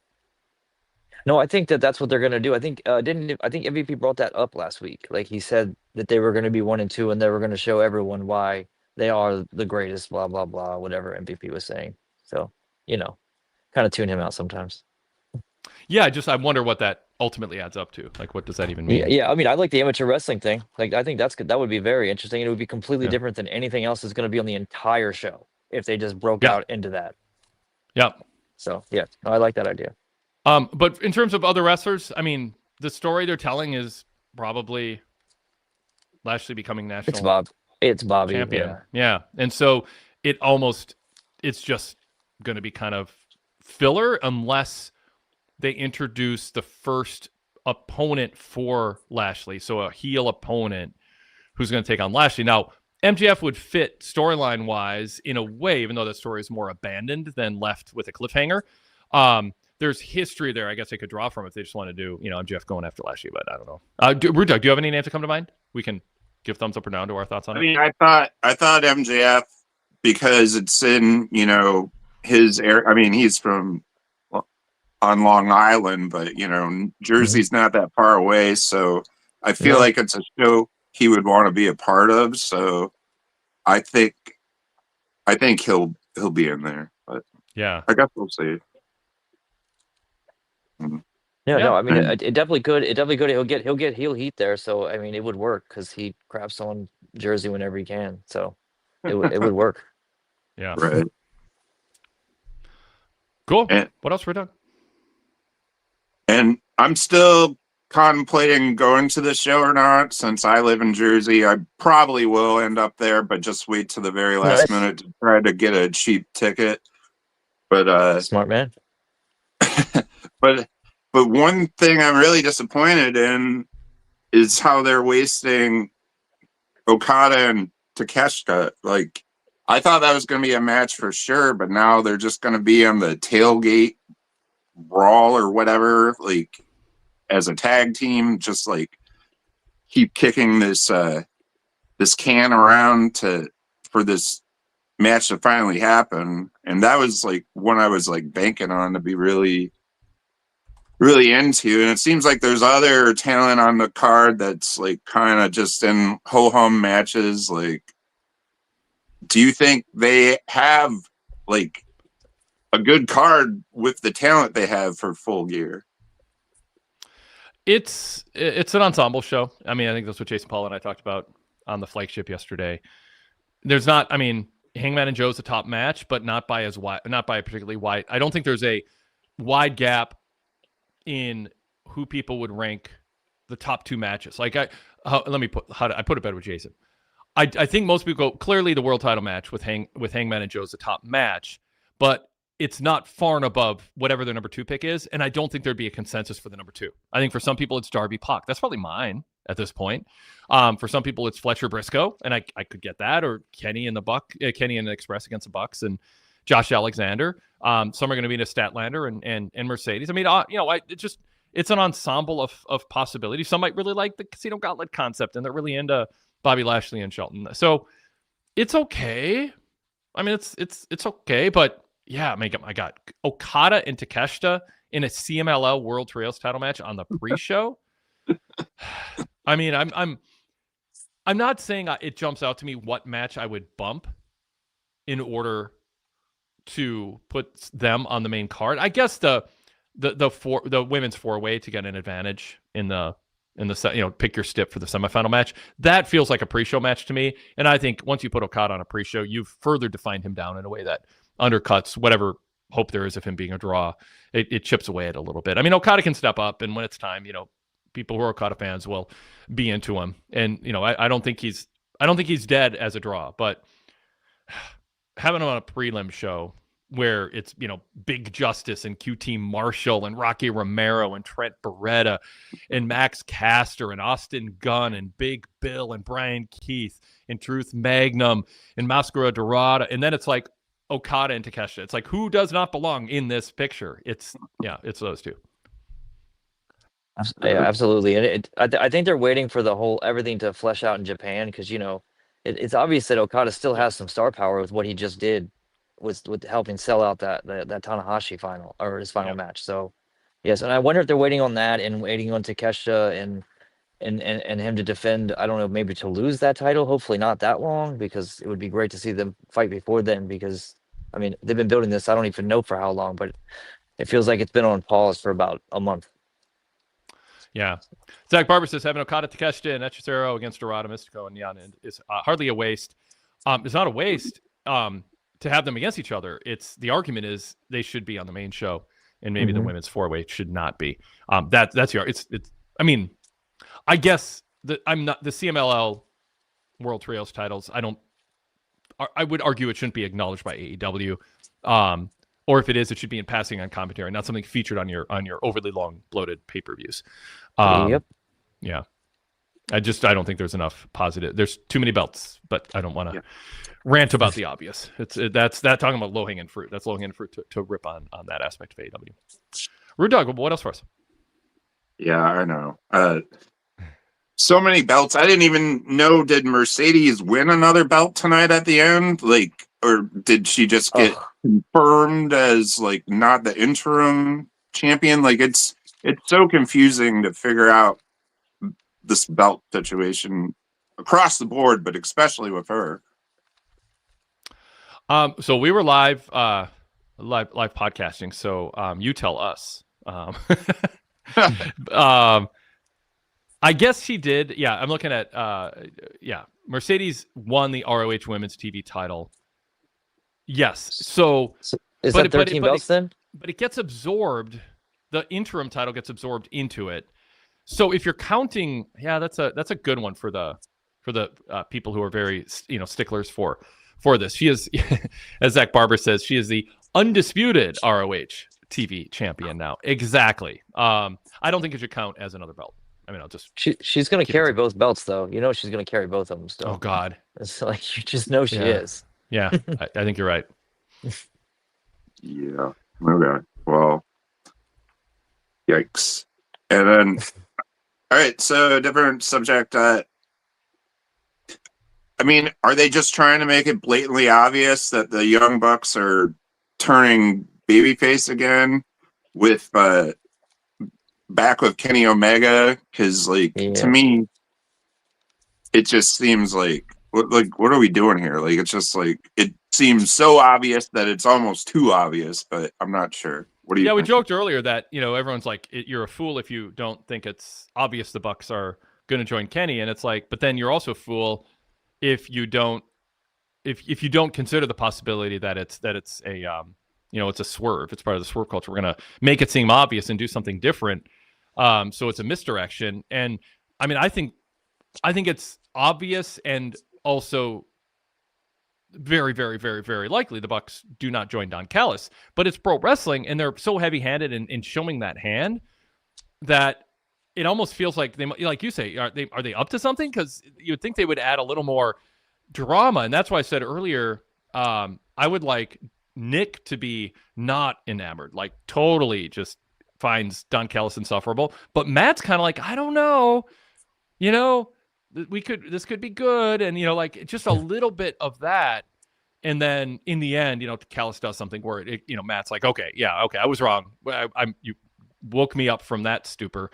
I do not want to be part of this. But yeah, they're not really telling a story where you can see, imagine it going both ways, unless you're just thinking in a meta sense that wrestling always likes to do, misdirection angles. But in this case, I don't think people would put their money on that being the case this time. I think they're just being heavy-handed and obvious. Dennis? No, I agree. I think that unless we're just doing a swerve for bro's sake, otherwise I don't really see what's going on. I think they're just going to put them back together. I think it's been leading there for a long time. It has been really heavy-handed. So there is that weirdness in you thinking maybe they'll stay heel, but I just don't see it happening. I think it's time. It's time. Yep. We're done. And another thing about Full Gear, which is unfortunate, but I didn't think there was any chance that Samoa Joe is going to win the championship. And then it was just announced the other day that Samoa Joe is filming Twisted Metal season 3 starting soon. And it's just like, okay, well, now he's definitely not going to win. So that kind of sucks. Yeah. I mean, AEW could outsmart themselves by going, everybody knows that, so we're not going to talk about the world title. When we build this, we're going to say it's going to be a violent cage match, which is, that was our opening segment. Rude Dog is just, you would like to make the world title match about the world title, and they're not. You'd like to make it about, the context of Joe's career and what he would do if he won, and just give us a story. I think wrestling fans, a lot of them are begging for you to just give us a story to believe in, regardless of what you think we know from social media. And promoters just have this defeatist attitude. Oh, I'm on social media all the time, and everybody knows everything now, so we can't. All we have to do is just promise blood and guts, figuratively and figuratively. And it's like, no, just tell a good story. Absolutely. If I watch, I just finished It's All Her Fault on Netflix, and like I knew it was whatever an 8-episode series, so I knew in episode 6 the climax would not happen. I knew it would happen in episode 8. It didn't make me enjoy it less. I just like I know in episode 8 there's not going to be a cliffhanger. Like I know it's only 8 episodes. I know when it's ending. I see it coming at it, but that doesn't mean you have a defeatist status. It's just tell a good story. I don't know. I don't know if that's a great analogy, but it's like there's things we know when it's coming to an end or when something is about to happen. Just make it enjoyable. Be immersive and believe in your stories and tell a good one and stop worrying about what people know ahead of time. And obviously, I mean, you could also own it. Joe could go, I'm going to win this world title. And you know what I'm going to be? Not a fighting champion. I'm going to go film a TV show. And I'm going to bring more prestige to this title by carrying it around on that set than you do when you go home and get, to your ranch or whatever. I don't want to come up with, that's not my specialty, come up with one-liners for Joe for Hangman. But, like you can own that knowledge. And then people like Rude Dog would go, okay, they've created a scenario that I can believe in. That Joe says, we only film Monday through Friday. I'll show up on Collision. I'll defend the title a couple times just to reset the clock and let people know I'm here. When I'm done filming, I'll come back and see who's earned my time in the ring. You can imagine Joe saying that. Who has earned time with me in the ring as champion? He did not paint a picture of what life will be like when he's champion. He could have incorporated, and it would have made him seem like a bigger star. He's in demand and in Hollywood or wherever they're filming it. So anyway. Dennis, you were verbally nodding along. Anything you want to add, Dennis, to that? No, I absolutely. I agree with all that. I think tiny little things can go a long way. It was just like last week when the whole lowering of the cage, like Joe just says to the camera, lower the cage, and the cage comes down. Who's lowering that cage, man? Like just little things that you can do along the way to tell stories, to do things like, a big show that's about to come out is Stranger Things. Everyone knows it's going to be 8, 9 episodes, whatever it is. Like, and you're going to watch it and it's going to end. Like, it's okay. It's okay. We all watch things in that manner. We don't watch things to be swerved. You can tell a good story without a swerve. You can tell a good story without like trying to pull the rug out with someone. Like, that's good along the way, but if you do that with every single story, it has no impact. Has no impact whatsoever. Yep. Well put. Rude Dog, anything else? All right, and so the women's tag team title tournament is, I think, ending in a fatal 4-way. No. Go ahead, Dennis. Yeah, explain it. We need Don West to explain. It's not that convoluted, but it is a little bit of an extra. It's a little extra, but yeah, go ahead. Yeah, so basically they're having a 4-way to determine, and whoever wins that 4-way in their next round, they get to choose a stipulation. That's really all it is. So it's literally just the 4 of them are going to wrestle at the pay-per-view, which is why is that on the pay-per-view? Why can't that be on the pre-show? Exactly. Yep. Yeah.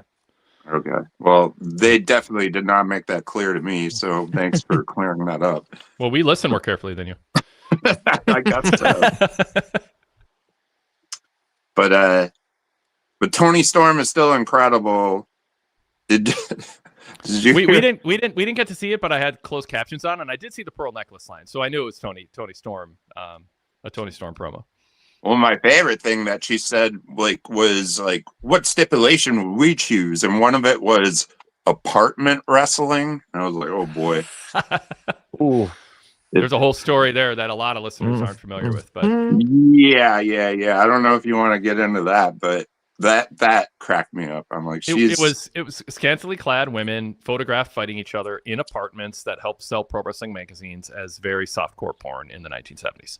How's that? Yep. There you go.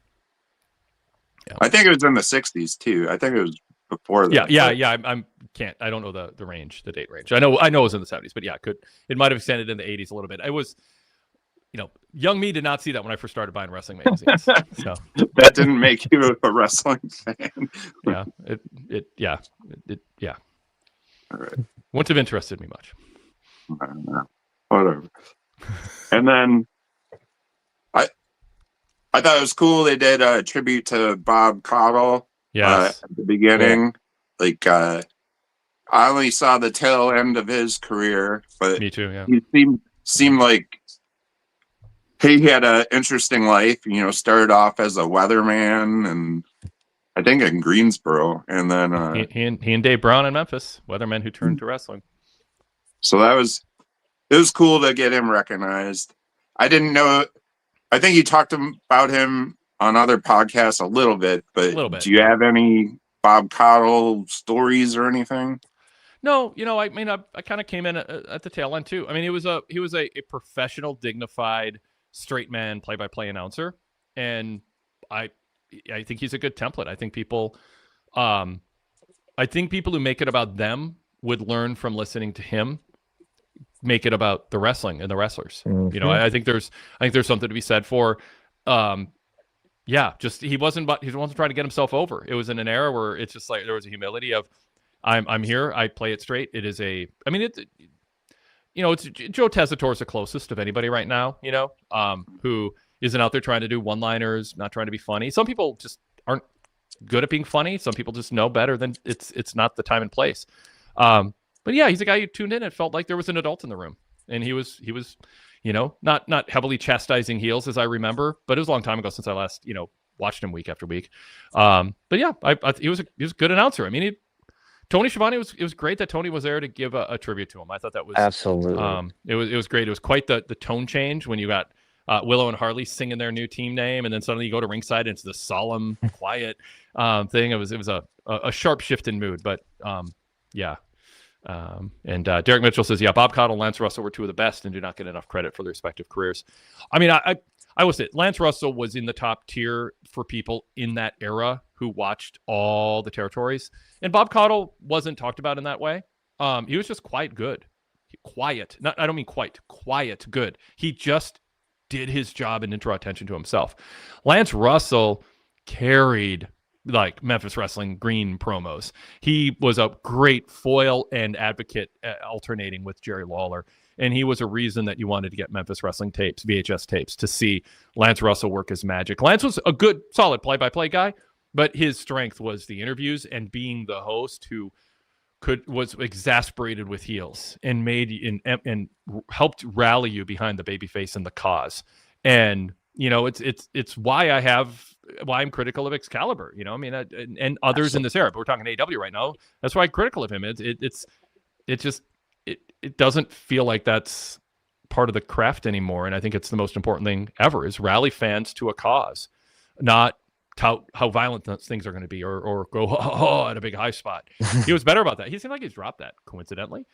He was not laughing at the big spots tonight. He caught himself. So I don't know. Yeah. Rude Dog, what else?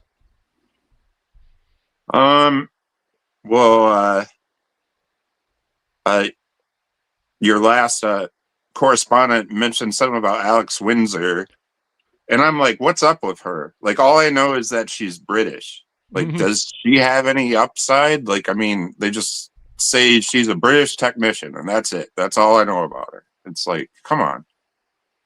I mean, go ahead, Dennis. I was gonna say she's married to Will Ospreay. That's about it. And she likes to yell Windsor. That's all I get from her. Like, to be honest with you, like I really don't. I don't get her either. So is she? I don't know. They haven't really done anything to give you any kind of backstory other than, like, I thought they were gonna build that up with her and Ospreay. Maybe that's the plan as Ospreay comes back, that they'll build her into that, like, by being by his side. But yeah, it just feels like she's another one of those ones that came in. It's a start-stop push. Like, she came in, she got a title shot. I can't remember if it was a TNT or world title shot, and then she's faded to the background. This is an ongoing issue when it comes to AEW at times. Don't introduce the people the right way. You give them a quick little push, and then they get buried back down the card, or they do the Ace Austin thing, and you just don't even talk about them at all. No, there's way too much start-stop, and yeah, and Tony watches everything, but he doesn't. Tony, I shouldn't have to preface it this way, but I think I want to make sure that I'm giving credit where it's due. Tony Khan brought something to wrestling booking and promoting that Vince McMahon did not. Frankly, that Paul Heyman didn't. Like, that these great wrestling minds that preceded him, and the ambitious Eric Bischoff entrepreneurial guy, and he introduced, Japanese and lucha and cruiserweights, and then, where the big boys play. I mean, there was a lot that Eric really got right in those early Nitro years. And it was game changing, and I always give Eric credit for that. Tony Khan deserves credit, and I give Vince Russo credit for what he did. He shook Vince McMahon out of his slop bucket nonsense and said there's a whole world out there that you old men are not aware of, because Vince got turned into an old man sooner than he had to in his isolated Definitely. world. Tony Khan brought something that was very with the times in 2019. But he hasn't grown enough since then. But there's enough of what he does that he's so passionate about and has so much knowledge about. It is a base to build on, and it is valuable, and it was a breath of fresh air, and in a lot of ways, obviously, still is. There's still people who, Dennis, who you can be critical of AEW without being deemed, I don't even like the word, the hater of it, right. or and also just don't be a fanboy. Like, fanboys hurt companies because they ignore the bad and they affirm bad habits through ignoring or through encouraging. But AEW is booked around Tony Khan booking for himself. And that was great early on, because was there a market for what Tony Khan loved about wrestling and what he knew about wrestling. And so I'm not taking that away from him, but you've got to grow as the world changes and expand and understand where the limits are in that. And if AEW is growing, it would be a different story, but it's not. So it's stagnant. Yeah. And so Tony might watch all of his product and he might know everything that's going on with Alex Windsor, but he's not putting himself in the place of the viewer he's chasing, which is that occasional 40 minutes of Dynamite every third week while flipping between the NBA or NHL or some other show, or just tuning out to go watch some, stream a Netflix series. There's nothing about his booking that says, I'm going to go after them. And because it takes work, and it's not as fun as just booking a bunch of high spots. Oh, that was a good match. That was a good match. That was a good match. That's what Tony does. Oh, that was a good match. That was a good match. Mm-hmm. But that's not a growth formula. And but I did and I'll give credit, like Excalibur, when Skyflight were introduced, he's like, these guys have been active on, he was talking about their collision background or whatever. So they need more of that if you're going to put them on TV. And this was just almost a squash match. It went 10 minutes, but they were just enhancement guys to lead to another story and do some cool athletic moves. But yes, at least there was a little lip service to that commentary. Yeah, as there should be. There should always be talking about what's going on with these wrestlers. Like, build all of their backstory as much as you can every time that they're on television. Otherwise, what are they doing there? Like, there's only a finite amount of hours of television each week, and I feel like you're only catching probably half the viewers for Collision right now as Dynamite. So Collision should not really matter. Like, you should focus heavily on Dynamite. It's not that it shouldn't matter, but it should definitely, it needs an identity, and I think it's always had that problem. It's always had that problem because it was built for one man, and then that man left within the first year. So that's kind of part of the issue with Collision, and since then it's always been trying to find its way back to what it should be, or what it's going to be, and it just hasn't figured it out. And I mean, I pitched it in my column that it should be built around Kyle Fletcher, build it around the TNT title, make it the TNT title, like that is what it is about. It's either defended every week or you're defended every other week, and the week that it's not defended, you're setting up the match for the following week. And just make Fletcher that workhorse. I mean, it's only going to make him better, and I think you're building him to become something special. Hopefully, if you keep going where they're going now, yeah. Yep. All right, Rude Dog. All right. Anything else? Well, I wanted to, out of the Alex Windsor talk, her partner Rio. I want to call out a little. I mean, I met her before. She's a super nice woman, but she's totally ripping off my girl Maki Ito's look right now, who I've accompanied to the ring before for a GCW show in Los Angeles, and I will be seeing her at Dream On here in New Jersey before Full Gear. But yeah, I'm not a fan of that. Like, you're totally ripping off her style. And then one other call out I'll do is, you probably didn't hear this because you were talking while it was going on, but Chris Statlander named her new finisher on commentary. And get ready for this. It's called Saturday Night Fever, which is so horrible. I was like, come on. It's so hard to get behind her to begin with because her character's so who knows what it is, and then she's coming up with crap like this. I was just like, all right, so whatever. Yeah, and I'm a little speechless. All right. And that's all I have tonight. I'm a little, Thanks. Well, you're good. You're good. We got emails to get to. Oh, Zach says that's what it's been called for a while. I have Saturday night. Saturday Night Fever. It's a terrible name. Dennis, have you heard that called it before? I've never heard it. But. Dennis, have you? Yeah, I think that isn't that the Pile Driver movie she does. I always thought it was Saturday Night Fever. That's what I was saying. I thought it was Saturday night. I didn't know it was Saturday Night Fever. Right. That's what I was. So if either it's always been Saturday night, wasn't pronounced right, or we didn't hear it right, or she tweaked it. Yeah. Right. Yeah. Zach, correct. Let us know. Are you wrong or are we wrong? Of course I know. Yeah. All right, cool. Rudog, thanks. Always. Thanks so much. Have a good night. Yep. It was Wednesday Night Fever on Dynamite and Saturday Night Fever on Collision, according to Pickens. So there we go. Dennis, are you able to get your camera back on, or was that causing issues? It's not a big deal. Is what? Your camera is off. Did you know that, or is it just for me? I didn't know that. Yeah, your camera's been off. I don't see it. Do you see yourself on the screen? I do see myself on the screen. Oh, it's weird. Very weird. Yeah. Hold on a sec. Yeah. So, Chad, let us know. Do you see Dennis? Am I the only one not seeing Dennis? Yeah, weird. That's weird. Yeah. Oh well, not a huge deal. I read off of facial expressions when I'm doing these on camera. So if it gets clunky because of that, that's why. If you're like waving at me, I'm not seeing it. All right, let's get a couple emails in and then we'll wrap up here. Sounds good.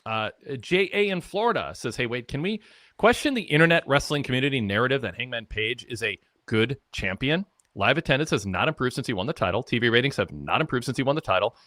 Does he have mainstream or casual fan appeal? He's beloved in the bubble, but it does not appear he's moving the needle for the wider audience AEW desperately needs. Thanks as always for the great shows." By the way, the chat's saying they don't see you. Weird. Yeah, no, I see myself right next to you on my screen, so that's very strange. That is Twilight Zone. Good show, by the way, people. Check it out. Great show. Love that show. Yeah. All right. I don't want to get sidetracked here.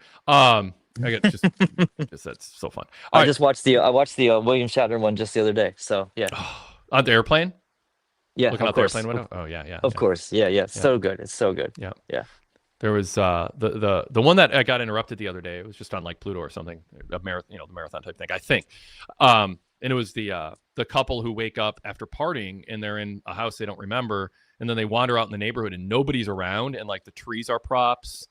And the like everything is just fake, and like the cupboards don't open. They're just like cupboards, like, and you pull on them and they're trying to figure out what's going on. And I kind of knew, I think I pretty much know, because and then there's a girl laughing in the background. They don't know where she's coming from.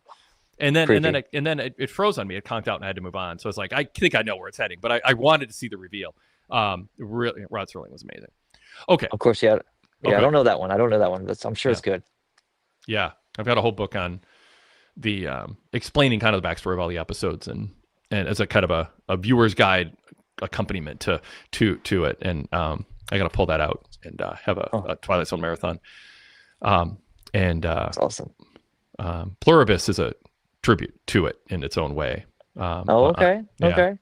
The new. I haven't seen any of that yet. Yeah, it's good. Although people are mad because the lead character isn't likable, and they sound like my mom. My mom only likes to watch TV shows. She likes the main character, and like that's not the point of every TV show. Isn't to make somebody likable, in this modern era. Especially if it's kind of a limited series.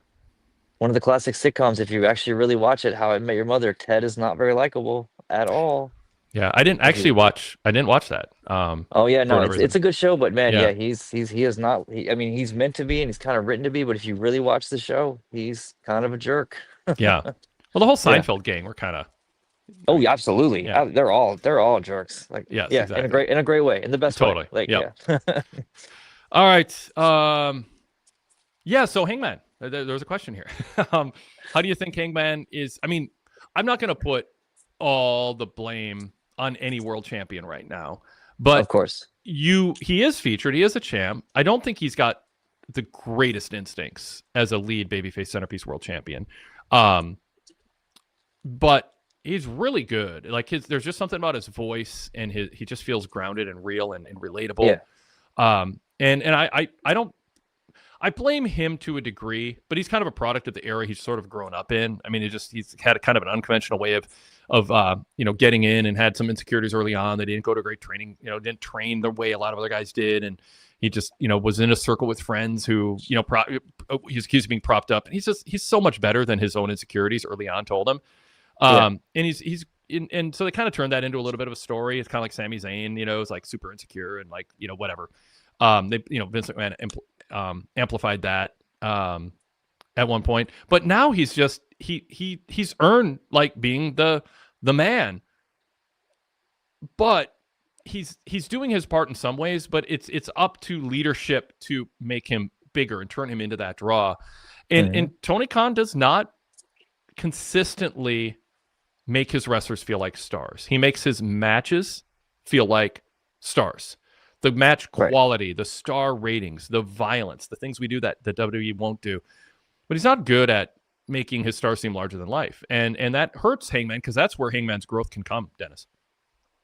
Right, and there should have been someone there for him to go against, and maybe not right off the bat, but there should be someone like that you can see coming, like on the way. And I think that would be a big part of it, is if you can, it's giving Hangman a foe. He needs a foe. Like if he's the champ, and and as much as I love Joe, and Joe's great and everything, it's like he's not gonna lose to Joe. And I think it's a little bit of patience. He's only been champ for, this is what, his second defense.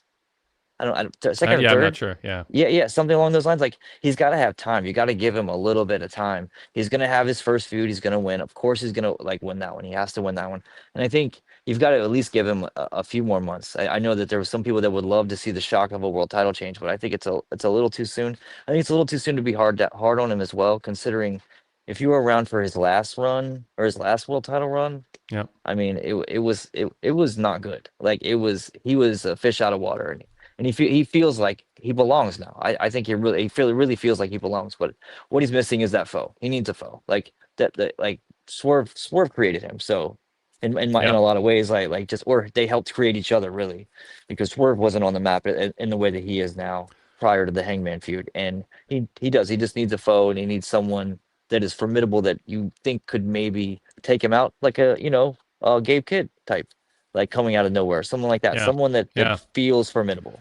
I want him to talk more about what being champion in AEW means to him and means to AEW too. There was some of that early on, after he won the title, and I want his mission to be clear. It's to represent something that represents what AEW stands for. Again, I go back to politics on this. Like, be a political party who is advocating for a vision for AEW. And make the centerpiece of his promos every week, every month, built around how the foes that you're talking about, the rivals, the nemesises, that they are a threat to something he concretely stands for. And that's there. It's just, it's not there often enough, consistently enough. And so you end up with yelling and platitudes and death threats. And I don't think that any of those, and those three, I'd take them all out and make them work harder to come up with something else that isn't, because I've been, it was always hard on Dolph Ziggler. It's like Dolph thought the better, the louder the promo, the better, the more yelling, the better. And going back to his TNA days, I said, I'm not a fan of Samoa Joe's yelling and frothing at the mouth promos, because he's so much more compelling when he's talking soft with a little preacher voice, and the deep preacher cadence with the deep voice. Man, you listen to that. And then he would yell and froth, and it's like, well, any hack can do that. Stop it. Pick your spots, but it should seem like a really big deal every 3 years when Joe yells. Like, literally every 3 years is when he should yell. And with Hangman, just like, stop with I'm going to bury you. You're never going to, like, all these threats that Scott Hall says that aren't ever true. You don't kill people, and you don't end careers. Like, that's not going to happen. So stop saying things that aren't going to happen, and talk about something that will, which is you're going to represent the AEW title and protect it from the person who's trying to take it from you. Treat the title like the Oval Office and the presidency. We can't let this person win because this will happen. Absolutely. And then I think he could maybe grow into more of a draw. No, I think so. I agree with everything, and I want him to succeed. I really do. I think that he has the look, he's got the charisma, he's got the connection to the crowd, he has the backstory now, and that because now that AEW is getting older, like you've got very few characters that have the depth of story that he has. So it's there.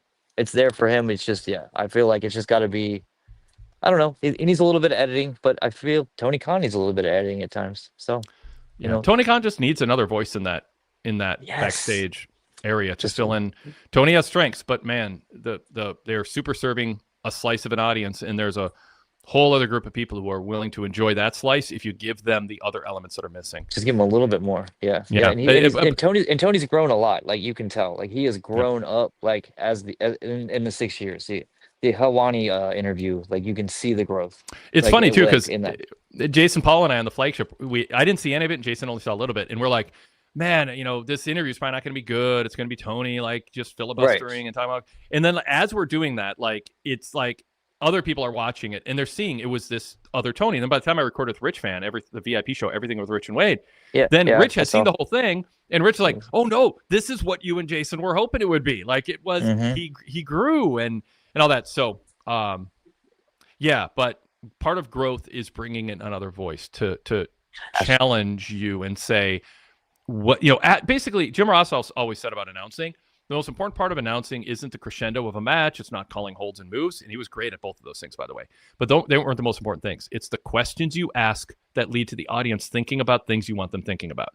And I like, yes. I mean, it's like so true. And announcers who observe and comment and guffaw and laugh and gasp, but they don't think about the viewer and what they want them thinking about. What is the story? What question do I ask going in and out of the commercial break or at a key point in the match or after the match is over? What every announcer should have a booker's mind, either themselves or in their ear, like Jim Cornette or Bill Watts or whoever, in the Vince McMahon in the earpiece.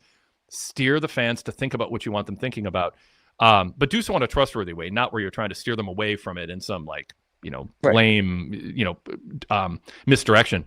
And that's not being done in AEW enough. And it's frankly, I don't think it's being done enough behind the scenes with Tony Khan. Like people should be going to Tony Khan, what do you want fans thinking when they watch this segment as you have it mapped out with the Young Bucks and Don Callis? And if that is what you want, is there something that we're doing that runs counter to that because it might be funny or clever or get a pop? And is that worth it if it undercuts what you really ultimately want fans thinking about during the segment and afterwards? And a lot of it's just edit stuff out. And it's like, I talk about the new Wade Keller news bulletins, and I really want to start doing them more frequently.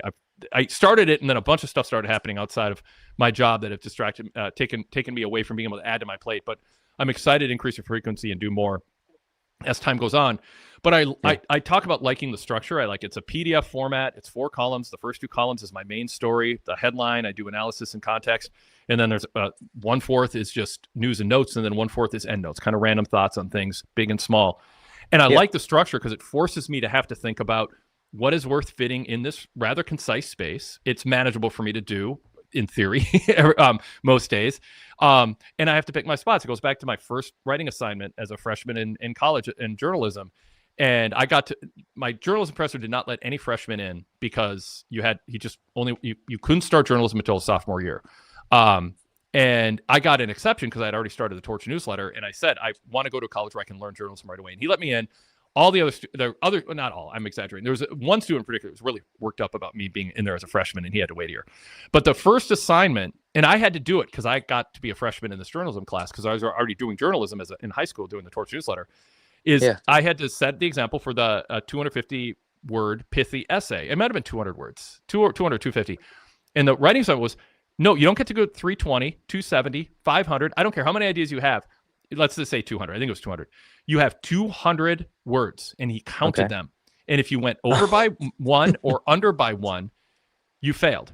And so what it was is make every word count, make every thought count. And his mantra was omit needless words in your writing. Omit needless words. Your job is to serve the reader, and the reader doesn't need you flourishing with a bunch of adjectives and adverbs. Pick one word that says what an adjective and an adverb might say around the word. And so I like that discipline, and I bring sort of that approach to wrestling too with the booking. Yeah. When you have a segment and Don Gallows goes, I got a funny line, but is that serving the purpose of what this segment is for, or is it just something you think would be clever and get a pop? And so edit down. That's what I was thinking with the Ricochet promo and all this. It's just like so much is about the cheap pops. It's like, make every second. Al Snow always talked about that. He'd tell wrestlers when he trained them. He'd always say, "Do you know how much every minute of TV time costs? The value of that to Vince McMahon." And he talked about the rights fees, the advertising fees, what you paid. Every minute is super valuable. You have to earn every single minute. And so you should be, yeah. Yeah, so if you have 3 minutes of material and you take 5 to get there, if you have an 8-minute match but you take 11 minutes to get there, you are wasting money, and you're going to be less valuable to the promoter. So I just watching the product. It's like Tony Khan needs somebody to go, can we tell this story in less time? And that even applies to these mega long pay-per-views. Like to what ends are these pay-per-views so long? Like, what person is going to go, I'm a big fan of AEW, but I'm not going to watch it or pay anymore because it's not at least 5 hours. Like, right. Every single person would be happier if it was 3.5 hours. And yes, you have to edit it down, but not everybody should be on every show. Not every match needs to go 27 minutes or even 18 minutes. So, anyway, sidebar, bunch of context. Go ahead, Dennis. I get that. I understood it more when there were 4 pay-per-views a year, and and he was trying to give everyone their quote unquote money's worth. But come on now, like when we're running 12 pay-per-views a year, and and especially when he starts running them back on Sunday nights, and he's running them till midnight, 1 a.m. on the East Coast. Like, come on, man! And the dude lives on the East Coast, so you would think he would understand. Like, there's a lot of people that live here that are getting up in the morning. Like, it's on a Saturday night. Is what it is. Like, if you're gonna run those long shows, at least they're on the Saturday night. But come on, and a lot of people want to watch a wrestling show, and then they want to watch a show on HBO or Netflix or Peacock. That it's 48 minutes, and they want to get that in, so when they go to work the next day, they aren't behind and they can talk to everybody about it, or go on social media and not have to avoid spoilers. There's like that is a reality right now. People want to watch something after the pay-per-view ends or start, whatever. I mean, like it. Again, Tony Khan's booking for 14-year-old and 24-year-old Tony Khan. Everything he does is booking for him, a single-minded, mega-focused wrestling fan who just wants to see one great match after another. The longer, the better. And when it's over, I'm sad no matter how long it goes. And he needs a voice in the room to go, let's actually try to market to someone other than your clones. Agreed. Yeah, no, I think it would definitely work. It would help them in the long run, and it would help everyone. I think if he would try to just step back a little bit. You can still focus on your heavy wrestling. I think that's just in AEW's DNA, but you do need to grow. Like, they need to grow, and they aren't right now. Yeah. Okay. Let's see. We do, by the way, I could have done the story, but I'll just say we got our VIP sale going on. I was talking about the Wade Keller news bulletins. That's a VIP exclusive feature. Nice. And it's a PDF, one-page PDF. It's landscape view. Open it on your desktop screen or your laptop. It fills the whole screen. It's got a layout. It's predictable length. It's digestible. It's not good. It's not burdensome to read. 3 distinct sections. And then I also produce and offer on the VIP site an all text version, because if you're on your phone, you don't want to fumble around, pinch and zoom and move it all around. So then there's an all text version, and then I also do an audio podcast version of it. So 3 different ways to get it. It's about a 16-minute podcast roughly. And I'm going to try to increase the quantity as we go. We've gotten really good feedback on it. In fact, Ryan emailed 11 hours ago from California. He goes, I heard you request feedback on your news bulletins. I think they're great, and they've quickly become my most anticipated audio shows on the Torch. Hope you explore your ideas for different topics and urge you to strike when the iron is hot. I don't believe there's any single person more important to the future of professional wrestling than you. Oh, wow. Okay. Thank you for your energy and time. Grateful, Ryan. I had not read that all the way through because I just saw it in the mailbag. Thank you, Ryan. For the people on the YouTube side of things, they can see the plug. But I'll read it too for our podcast side. pwtorch.com/govip. pwtorch.com/govip. Then there's a link to the sign up form, but that'll tell you about the VIP features. And then the coupon code knocks $9 off. So you enter coupon code NOV as in November, NOV 2025. And that brings a $12.99 monthly sub down to $3.99. So you can try us for a full month. No further obligation. Unlock nearly 4 decades of archives. And our VIP podcast feed, compatible with Apple Podcasts. It's a single-click sign-up. There's no advanced settings, passwords. Very smooth to get it. And then you can create custom feeds, too, for individual shows or groups of shows, depending on what you like most about everything we offer. And you get an ad-free version of our website and commercial-free versions of these shows, by the way, the free ones. There's an audio version, no commercial breaks that you have to, listen to, skip through, whatever you do. All right, so pwtorch.com/govip. Coupon code NOV 2025. All right, so let's get to JB's email. He says, JB from Detroit, normally I can stand the, quote, insert your favorite sports team sucks cheap heat in a promo. But it just, normally I can't stand, he meant to say, now that I see the context here. But it just somehow works for Ricochet's heel character. All right, we'll agree to disagree. Dennis, I mean, do you think Ricochet gets away with it better than others? I mean, it's fine just because he's become synonymous within AEW with Philadelphia, but it's still just minor league. It feels indie-rific. Yeah. I don't love Ricochet bringing the Tony Khan Ariel Helwani interview from this week onto the show because it's a little too inside baseball for me. However, I did love Ricochet recognizing and calling out that MVP called the new national championship by the wrong name, although who can blame him? Yes. MVP That is funny. That was kind of funny, but that's maybe because MVP kind of deserved it, but it's okay. Yes. The fact that the cries were overwhelmingly the cries? I don't know, maybe the type of the fact that the cries was overwhelmingly chanting no, maybe it means crowd. No, as Callis asked the Bucks to give Kenny the BTE trigger, was a good sign. It signals the audience is actually invested in the story of the Bucks slowly turning face again to likely rejoin with Omega in some capacity. Yeah, Callis is, I mean, that's why I've been advocating for more of Callis, but also a little editing of Don Callis at the same time. He is an insufferable, obnoxious human being, the Don Callis character, and he leans into it, and I'm happy he is getting, what would you say in the last 4 months he's gotten more TV time than the previous 4 years? Is that a gross overstatement? It's probably an overstatement. Is it a gross overstatement?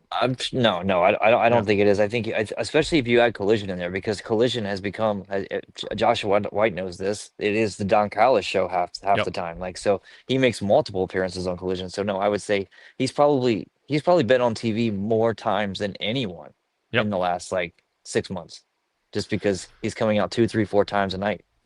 Absolutely. I really like the genuine energy Harley and Willa have. It just somehow works, and I wouldn't mind them being the first women tag team champs as somewhat of an underdog team. But I don't hate the team name, the Babes of Wrath, as a play on Grapes of Wrath, which is pretty rare for me in wrestling nowadays. Who do we blame for this? Is it Brizongo? Do we blame them for? Oh, I don't even know where it goes. It goes to there's Rybaxel. Yeah. There's a ton of them that are Brodito's no better. Brodito's a terrible name. Name. Yeah. Willow and Harley bring the energy. They're quirky. They're fun. I get it. Yeah. What are our hopes for the 2025 Continental Classic starting next week on Dynamite? Who would be a good mix of wrestlers to fill out the brackets? That is a flagship question. Because that's we're down to just a couple minutes here. But Dennis, I'll throw to you. Anything come to mind for that? What the sad part is it's what Road Dogg wants. It's Takeshita, right? Mm-hmm. That's where we're going with all this. Yeah. And I think it's going to be the first year where we start the tournament and we know who's going to win it, and I think it's going to hurt it. And that's, I think, maybe why JB's saying, what's a good mix of wrestlers to fill out the brackets? Because the idea is, well, if we kind of know who's going to win, at least let's have a fun ride. That's the type of thing that I want to do a cover story in the Wade Keller News Bulletin on. So maybe I'll flag that and explore who on the roster I think would be fun to be in that tournament. And I know, if I'm not privy to the booking plan, sometimes people are excluded from it because they're going to be involved in a personal grudge feud that I'm not aware of. That so it's not like my answers are the be all end all, but I can say in just kind of a neutral state where nothing else interferes, what would be my, who would be my field. That'd be kind of fun to explore in some of the compelling matchups. How about Nick Jackson? Let's put Nick Jackson in some singles matches.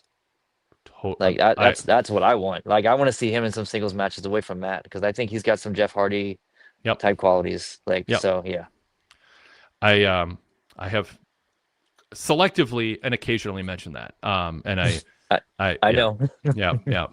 I don't want to do it too much, but I think there's something. There's a Shawn Michaels, Jeff Hardy, and he's in such good shape now. He looks he looks really good right now. Yeah, they seriously both do. They really look like they're ready to have a good stretch here. Yeah. Not that body fat percentage means everything, but it sort of is a signal that says we're actually taking our the cosmetic aspect of this more seriously, because we are gonna. We're dedicated, you're being paid to do that. You are being paid to do that. Yes. Yes. Okay, he asked about Shelton and Lashley. We talked about that. Do you expect strife in Shelton and Lashley, or do you like? Is that a possibility? I know we talked a decent amount about what they could do instead, but is this the beginning of a breakup, or is that way too? No. They're not going. No, Yeah. I don't think that they're ever going to break up. Like again, like I think that they're going to be the three of them are going to be together as long as they're wrestling.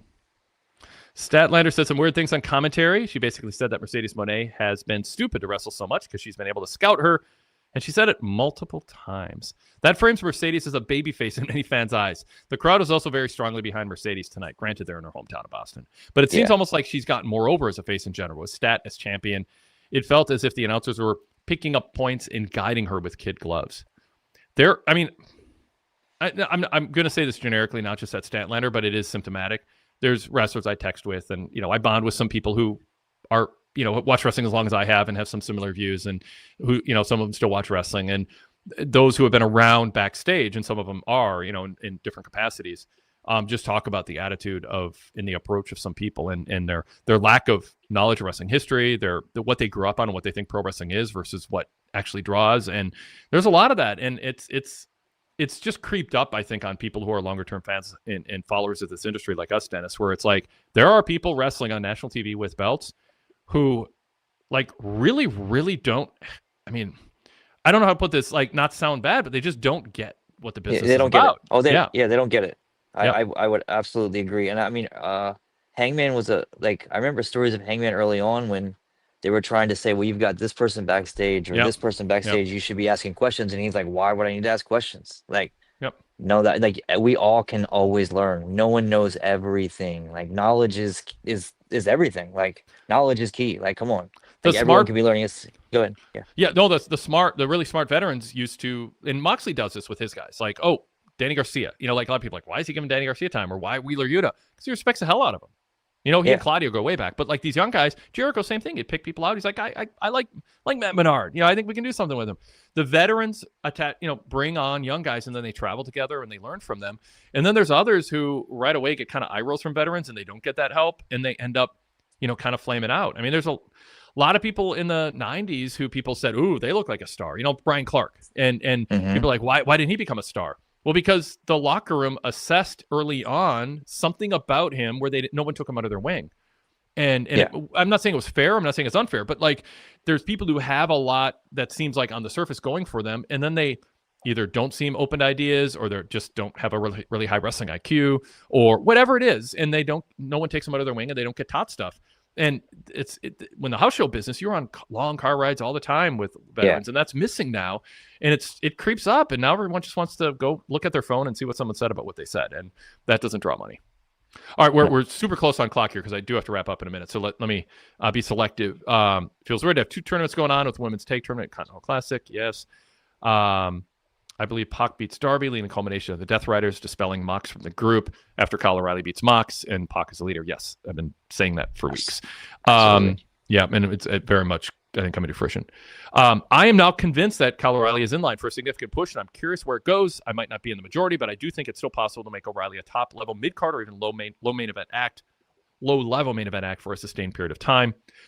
Your opinion on that, Dennis? Kyle O'Reilly, I was a fan of his for a long time. Thought he could kind of have a Daniel Bryan niche, and then he got that. Was it during COVID? He got the push, and he did that weird Elaine Bennis dance on his way to the ring, and people just kind of were like, "Ooh," and it just didn't work. So but